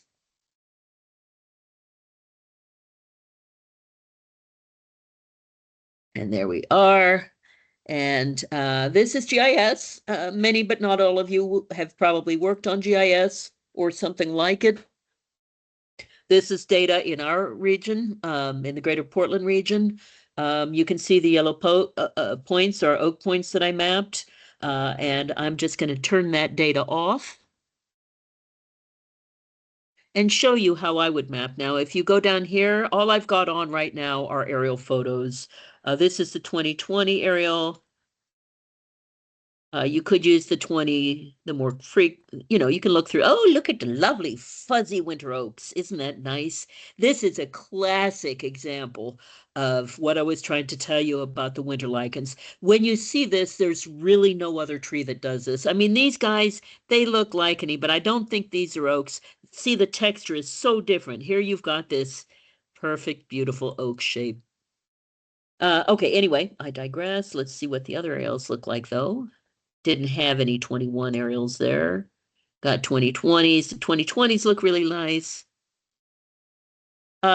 Chelsea, the answer to your where did we get the aerials? Metro is the consortium holder for GIS, various GIS layers, and everybody pays into the system to purchase the suite of aerial photos we get, and Metro is the holder of them. So that's how we got ours. But that's the reason we're using Google Earth is that it's free and anyone can access that full suite of aerials on Google Earth. And like I said, you really probably want to do this work in GIS if you can, but if you can't, you can do it in Google Earth. All right, so I'm going to show you now, somebody can tell me this. We just started using ArcGIS Pro not too long ago. In old GIS, don't try to tell me now, but I'll tell you the button that I want you to find, okay? You used to have a button down here where you could click it and it would go over a certain extent, right? So it would go over like that or back, right? So go find that button. I couldn't find it. I spent like half an hour looking for it today. It drove me crazy. It's not these buttons. This is the previous extent, which is also a very handy button. So if you look down here, we've got 1 to 1,500 feet. Make sure you're set on feet, not meters. And I'm just going to scroll along and show you. I'm not going to actually map, but I'm going to show you how I would map, okay? Because we've already mapped our area. So I'd go dot, dot, dot, dot, dot, dot, dot, dot, dot, dot, dot, dot, dot, dot, dot, dot. That's how I'd map. I would do a zoom in right here and go, do we think this is oak over here? Oh, look at that. It is dot. And then I go back to my previous extent and back to my previous extent. So I didn't lose place of where I was mapping. You can zoom in, but get back to where you left off. So then I would go and put maybe a dot or two over here. Okay, so then you'd hit that over button, which you can also use your arrow button, but it only gets it over a teeny bit. But if you do this, the nice thing about doing it this way is you're not going accidentally going vertically or horizontally. You're actually just going straight over. So this is a good way to do it. So you've mapped your oaks over in this area, and you mapped this one here that you had to zoom in on. I would be looking around here going, these all look like something different. I might zoom in here and go, oh, did he keep, did the farmer person, I want to say she, did she keep any oaks down in here? I'd be saying, hold on, let's wait till our aerial comes back. Come along now. You can do it. Okay. Check, make sure we're still at that 1 to 1500 scale. We're going to go on. I'm going to just predetermine, yeah, we're going to pretend there's no oak in there, but we do think this looks suspicious, so we're going to come over here and zoom in on this area. I would call that an oak, and I would map it. Now we're going to go back to our extent so we don't get messed up on where we were, right here. Then you'd use that arrow button to keep going over. I don't even know what that is. Hold on. No, I don't want to disconnect. Just a second. Let me get this out of here. I don't even know how it came up. No. Stop it. I don't want you. Thank you. Okay. All right. Yeah, so I would map that as an oak, and then we'd keep going over. And I'm sorry if this is tedious, but I want to show you how I do it. Nothing in here. This is a nursery. So you just keep going. And you can see you will have grid squares where you don't have any oak at all, and that's why you have to track where you're going. All right, so here we are. You can see there's quite a bit of oak in here. I would probably zoom in on this area to make sure there's nothing small I'm catching down there. I don't think there is right now, and I'm not going to do that. But like, here's an oak, here's an oak, here's an oak, right? Click. Here's some that are poking out from under the canopy here. Here's one, here's one, here's one, here's one, here's one, here's one, here's one. I'd be mapping this, and I'd probably zoom in a little bit to see if I'm missing any little ones over here. I don't actually see any. Now I'm going to go back to my previous extent to make sure I don't. Okay, good. That is my previous extent, and I'm going to keep going over. And I would be looking to see if that is an oak. So we're going to have to zoom in, and it's not. It's a conifer. You can tell from the shadow and the texture. So we're going to go back out to our previous extent, and we're going to keep shifting over until we finish mapping or hit the edge of our grid cell. When we hit the edge of the grid cell, it's my experience that it's a lot better to go back like corn on the cob or a typewriter. Go back to the beginning, the left-hand side of your cell again, and work your way to the right. Then go back to the left and work your way to the right. Otherwise, it's too confusing to remember which way you're going. Okay, moving on. I would probably zoom in on this just to make sure there's nothing right here, but I can tell you that probably looks like a conifer. That's not an oak. But you know, if I was really doing this work, I'd probably just zoom in and take a quick look. I'm going to come over here to some lovely farm fields. Oh, my. Look at that broccoli.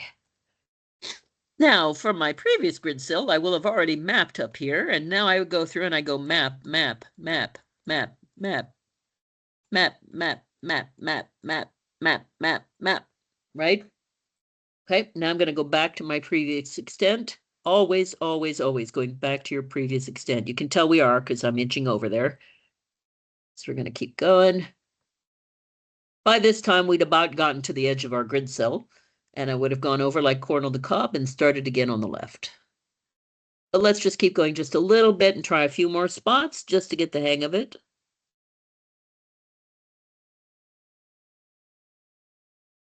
Those do not look like oak. This definitely has oak. You can see this is a little mixed stand, though. There's some other tree species mixed in here, and that's okay. Let's look at some of the other areas just for giggles. And you can see that this is actually showing you which ones are oak. These are all oak. This is an oak. This is an oak. This is an oak. Here, here, here, here, probably here, here, here, here, here, here, here. All these are oaks here. This could be something else right here. So that's where the leaf off really helps you. Okay.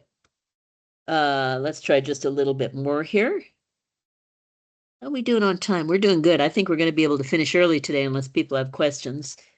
Okay, so I'd be using, let's just zoom in on this and make sure he doesn't have an oak tree right there. And in fact, it does not look like an oak tree, but we're just gonna, oops, we don't want that. We want to look at a few different aerials and yeah, see, that does not look like oak. Might even be a conifer, like a pine. Yeah, it looks like a pine. All right, so I'm gonna stop sharing this. And that is how I would zoom around and map oak on GIS. You could see about the point density I was doing. You don't have to do the same point density. You do want to try to aim for consistency. And basically, like if I see what appears to be a really big oak tree versus what appears to be a small oak tree, I'll put 3 dots on the big oak tree and 1 on the small oak tree. This becomes significant if you do the post work later of making habitat patches out of points. Tommy, go ahead. Yeah, Lori, and just watching you pan around, you can see how you can get lost quickly of where you're looking. And so the sections are quarter or square miles. You can have much smaller grids. And then I think the way we did it with whatever grid size we use is we then added values in the GIS system so that they turned color of like, we've looked at this, we want to come back and look at this, or it's finished. And I think that's helpful. As you zoom in, you're getting to the next grid. So depending on how you work, you can then turn around, go south, go left, check that grid, be done with it. Otherwise, you can just keep going and you're like, oh my God, where do I hit that grid and where am I? So it's a helpful tool. Yep, it is. Many times also you're like, oh, geez, I accidentally ran onto the next grid cell without even noticing. Now I got to go back. It's irritating. But this was like, it took us a lot of time. And you have to have a lot of patience to do this kind of work. I found it very rewarding. I would say Ted probably found it like more of a drag. And that's okay because we got it done either way. We did it. Metro paid Ted to help us with the mapping. And then we got some help for the very end of it. So Metro donated a whole lot of my time. My boss asked me to quantify it once. I just couldn't. But a lot of my time was spent doing this mapping over a 4-year period. Not all of it, of course, but a lot. And it was a lot of work, and but it was worth it. If you think you can model, I guess I would say, if you think you can model the state, I would consider doing a parallel process of starting hand mapping and trying modeling if you're worried about getting the data anytime soon. I'd be thinking about that. Okay, so now I need to go back to my actual presentation for the final couple of slides.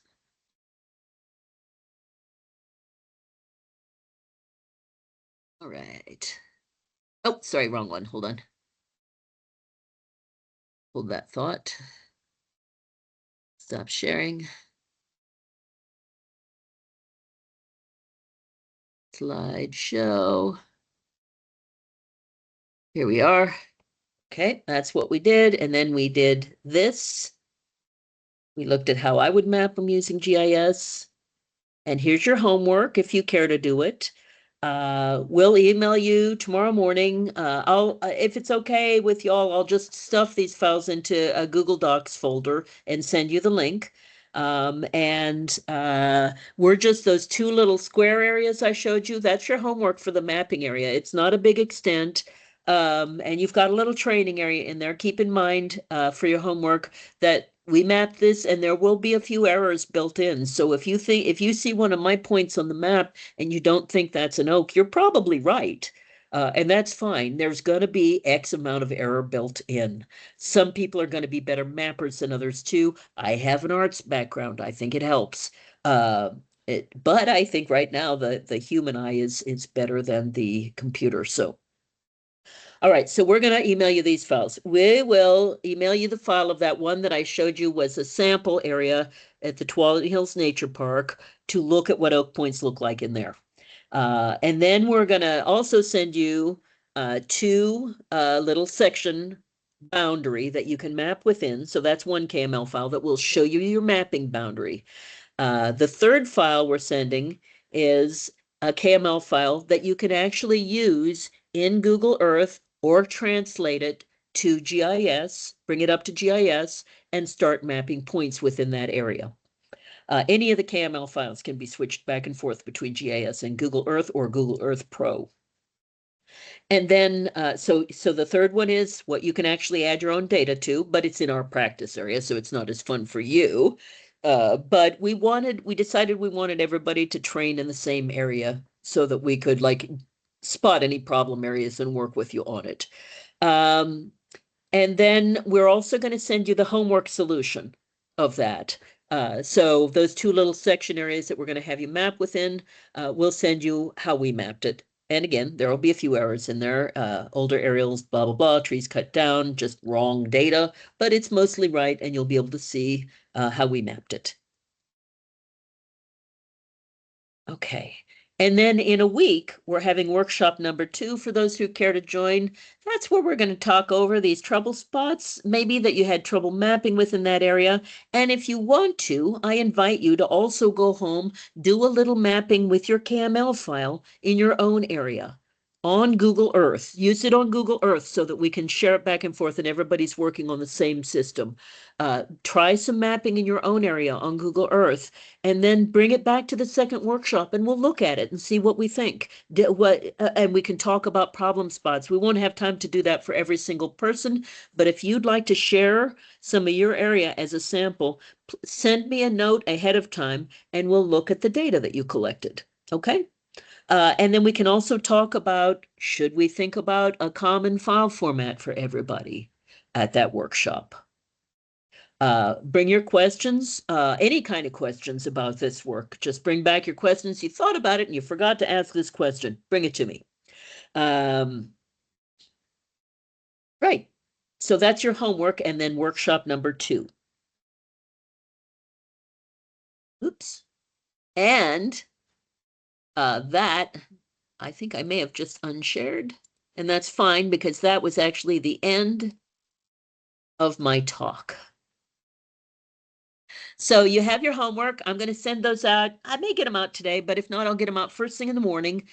Tommy, thank you very much for helping facilitate this workshop in terms of setting up the files and the technical aspects. Anita, thank you very much for advertising this. Sarah Evans-Peters also helped with that with Pacific Birds, but Sarah, thank you for doing all the background work on this for us, Anita, I mean. And then let's just open it up for any questions, comments, concerns, things you hope to work on in the second workshop.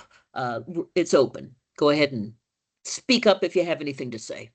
Yeah, and I'll go ahead and actually change the controls so folks should be able to unmute themselves if they want to say something now. I'm thrilled to see there's still 30 people here.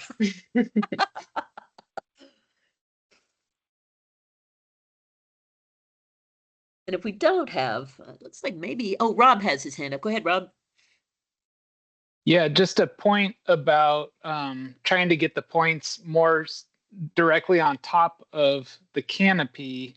Right. If you are working in ArcGIS and you do have access to LiDAR data, yeah, that you don't have to worry about the image being orthorectified as much. It's much more precise to put it on the canopy if it's from LiDAR data. So if for other folks, if they're actually planning to use this data set for training a model in the future, I would suggest bouncing between your LiDAR and your aerial imagery and pointing it on the LiDAR canopy. So you want to get it more in the middle of the tree? Is that the idea? Yeah, just so you don't end up with that situation with your aerial imagery where you have the point floating to the side of it because gotcha. of because of the angle that the imagery was taken at. Gotcha, that makes sense. So using LiDAR to make sure that you have the point registered correctly on the canopy. Yeah, okay, definitely. good point. That's a good point. And then also in our area, in Washington, we have access to multiple years of good LiDAR data. And I've had some success with looking at growth rate based on how tall it is in one year versus another year. And And that can be also helpful to segment your stand, especially in embedded situations. Yeah. Yeah, that probably wouldn't work as well in areas where it's going to be super thin soils, like in the gorge, but it would probably work better where there's more growth put on, more measurable growth. Those are just like, I'm just thinking how scrabbly and small those oaks stay. Interesting. Then that's the whole problem, right? It's like it changes so much in different circumstances. It's really hard to get a model that works. You know, especially looking at those reflectance values and how they change over the season with Oregon Department of Forestry's work. That really told me the story of how hard it is to model oak. Yeah. Was there another question? Thought I saw a hand up, but maybe, oh, Tommy, go ahead. Sorry, Ken unmuted, but Ken, I don't think we can hear you. There's something funky with the audio. Oh, okay. We'll get back to you. Or throw it in the chat. Maybe that might work. Weird. That's weird. Lori, I was just gonna reiterate the question of like understanding why you're collecting the oak, what you're hoping to do with this information, and if you're looking to collaborate with other people, because that will come to play of how you go about this and what you're using it for. Once we collected all these points, we did various grids and analysis, and we really found one of the most useful results of this was seeing the patterns, even at I think we did the 160 acre grids, 40-acre grids, 10-acre grids, and 2.5-acre grids. And just seeing when those oaks were present within those and how many points were within those, or the percentage of the canopy were within each of those grids, really revealed different patterns at that landscape level.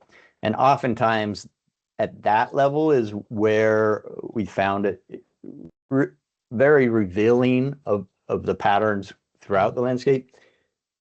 We also recognize that this data wasn't quite good enough for site level analysis. And when we were looking at restoration on the site, we often went back and used this to know that, oh, this site is amongst all these other patterns of oak, but we needed to collect on the ground data or really take a second look there. So understanding, how you're using this data is super helpful. It may be that you grid 10 acres or 40-acre grids and go through and just say presence absence at that grid on the first level to get yourself to then refine and then prioritize certain areas to look at tree level canopy. It really just depends how you're looking to use the data. So just wanted to throw that out as well. Lessons learned of once we had all this data, we're like, well, where's that sweet spot of usefulness? And I think there's a question earlier about how we developed the polygons of the oak canopy, and we just used, I think it was 25 feet, or was it 30 feet? 25 or 30 feet. It was the average sort of canopy diameter or radius for an oak tree, for a mature oak tree. Yeah, so we just buffered all the points as a proxy of this is roughly what the canopy would look like, is to get area of canopy and number of acres and whatnot. And then that fed into our oak prioritization process where we did oak woodlands, habitat, and we did different types of patches there, but that's a different talk. But yeah, once you had the point data, it was very interesting to see now how do we use it. Yeah. And then also working within the Oak Prairie working group, we didn't have one client that we were reaching. A lot of different ideas and a lot of different reasons for capturing this oak data went into how we went about it and how we were to use it. So those were other factors that came into play. Yeah. And I hope that even if, and I would love it if Washington Fish and Wildlife actually succeeded in modeling oak in Washington, but even if we have data that's collected the right way, He's laughing. If you have data collected in the right way, you can really use it for training data for that. I mean, that's going to be the key, right? So one of the things that I was thinking is like it may be valuable to start up an oak mapping little group, so we can all communicate as we go along. I'm not sure whether or not we need to be in that, except like here's how we did it. But like for people who are trying to map up and down the range, why reinvent the wheel, right? Why don't we work together? It may be useful to think about that and see what other people are finding.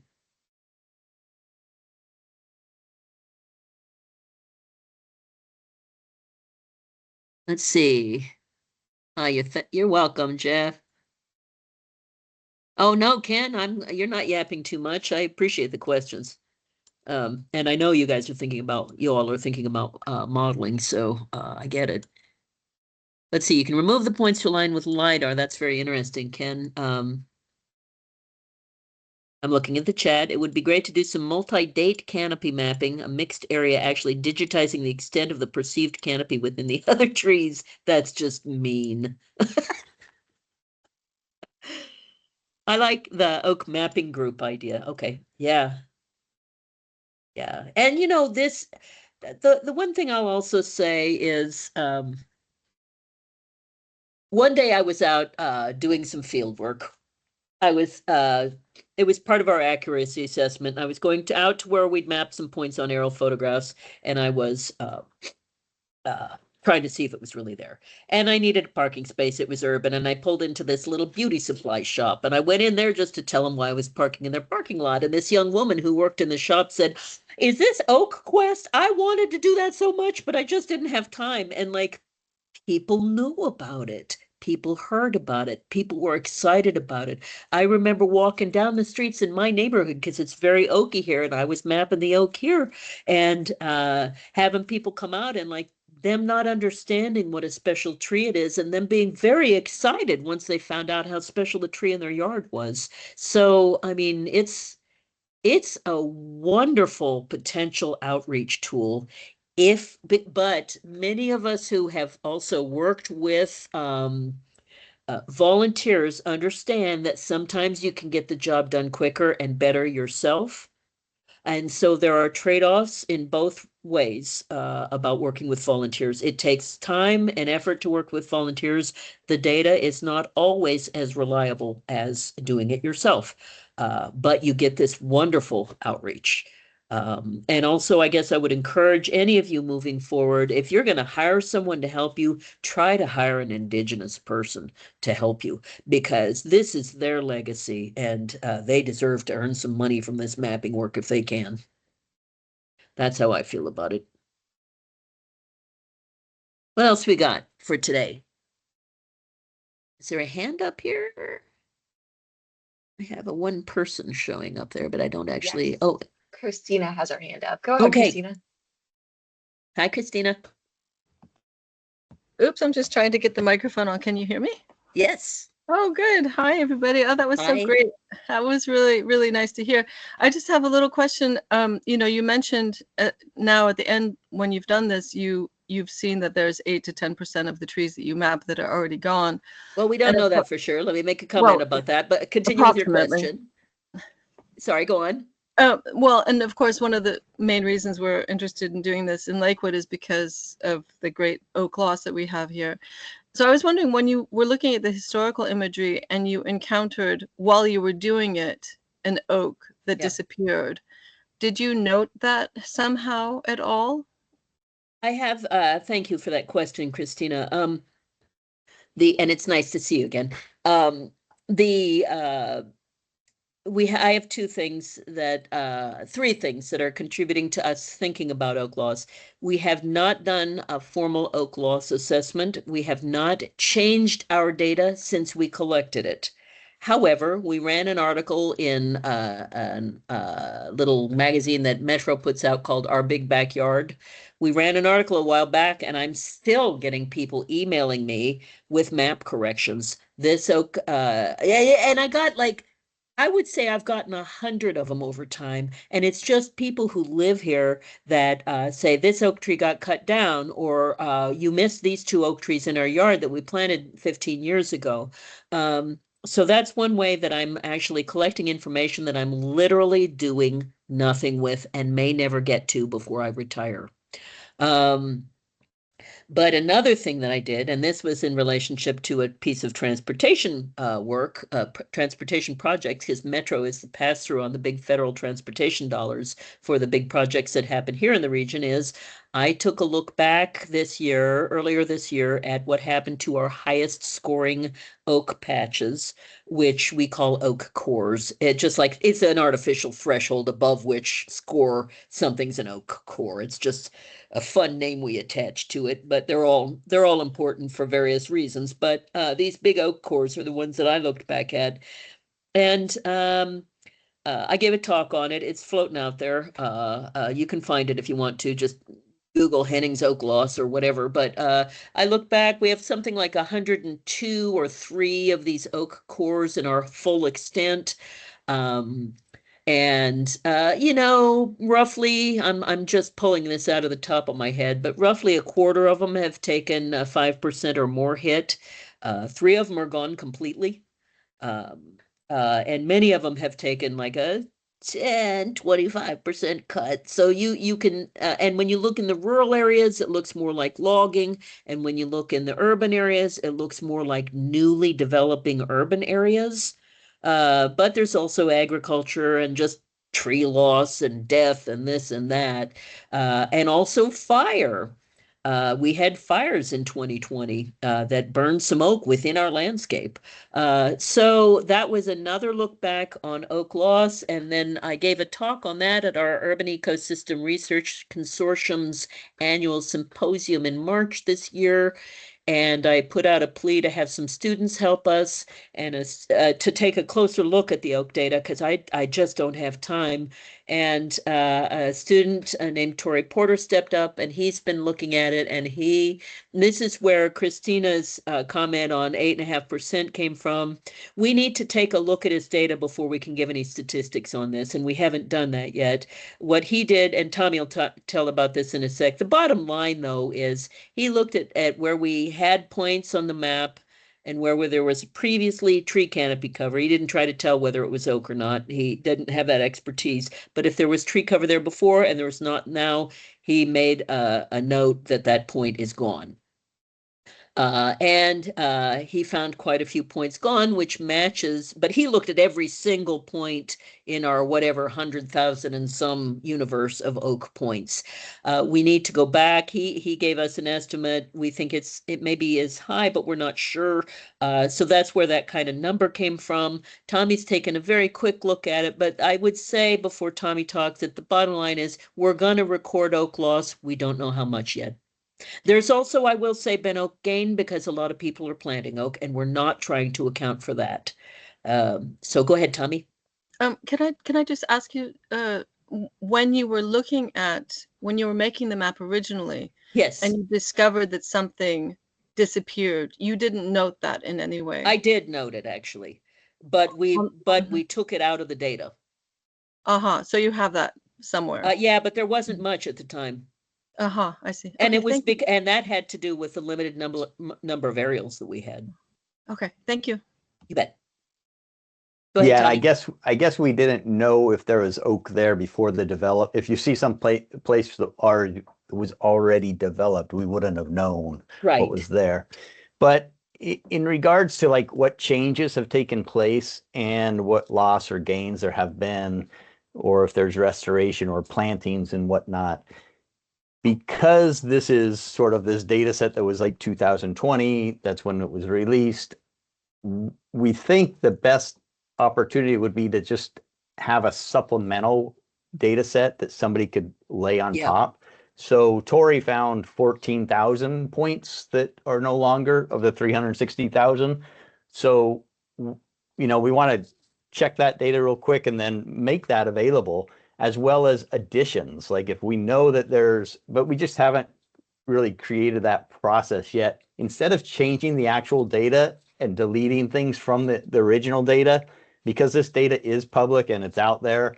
And so if somebody's using one version of it and we change another version, we won't know who's using what. So we thought creating a supplemental data set of gains and Of losses Yep. might be the best approach to this, but Yeah. we haven't done too much on that yet. Right. And I don't know whether or not we'll do something on oak loss in the regional conservation strategy update, but we don't yet know what that looks like. And Tommy's looking at that data now to see if give it a think.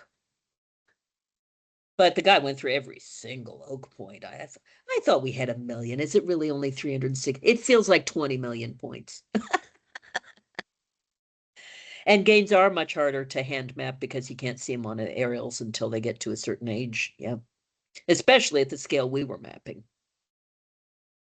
So, all right. What else? Anybody? Thank you, Tommy, for that. We're here for you. We hope you find this useful. If you can't make it to the next workshop, and you come up with a specific question, let me know, okay? But mostly if you're making it to the next workshop, hold your questions until the next workshop and we'll talk about them then, okay? In terms of specific mapping areas. All right. Perfect. Just Thank you looking so much, here. Lori. And Uh, thank you all for coming. This was lovely. I will say one more thing. Isabel asked if we have any Indigenous contacts. You have to make your own relationships with folks, and it's hard, and there's availability issues because everybody gets asked for help. All the same Indigenous people get asked for help over and over again for free. That's why I'm saying we need to pay folks if we want them to contribute their expertise. And that's what we did. But we also got some free contributions from the Indigenous community as well. But like everybody will have or should make their own local contacts with people. We worked through an Indigenous organization, NAA, Native American Youth Association, I believe, and also through Portland State, what became their Indigenous Studies program, and we made our own contacts. It's very local. Yep. And I will say also that we tried to hire Indigenous young people like we did for the Oregon side. We tried to do that for the Washington side, working with the Cowlitz tribe, and it fell through and we weren't able to do that. So it won't always be something that you can do, but I believe it is something that you should try to do if you're hiring anybody to do work on this. My feeling on it. Okay.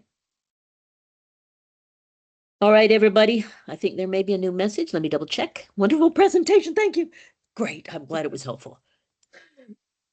All right, good. Okay. I think we're done for today. Do you have anything else to add, Tommy or Anita?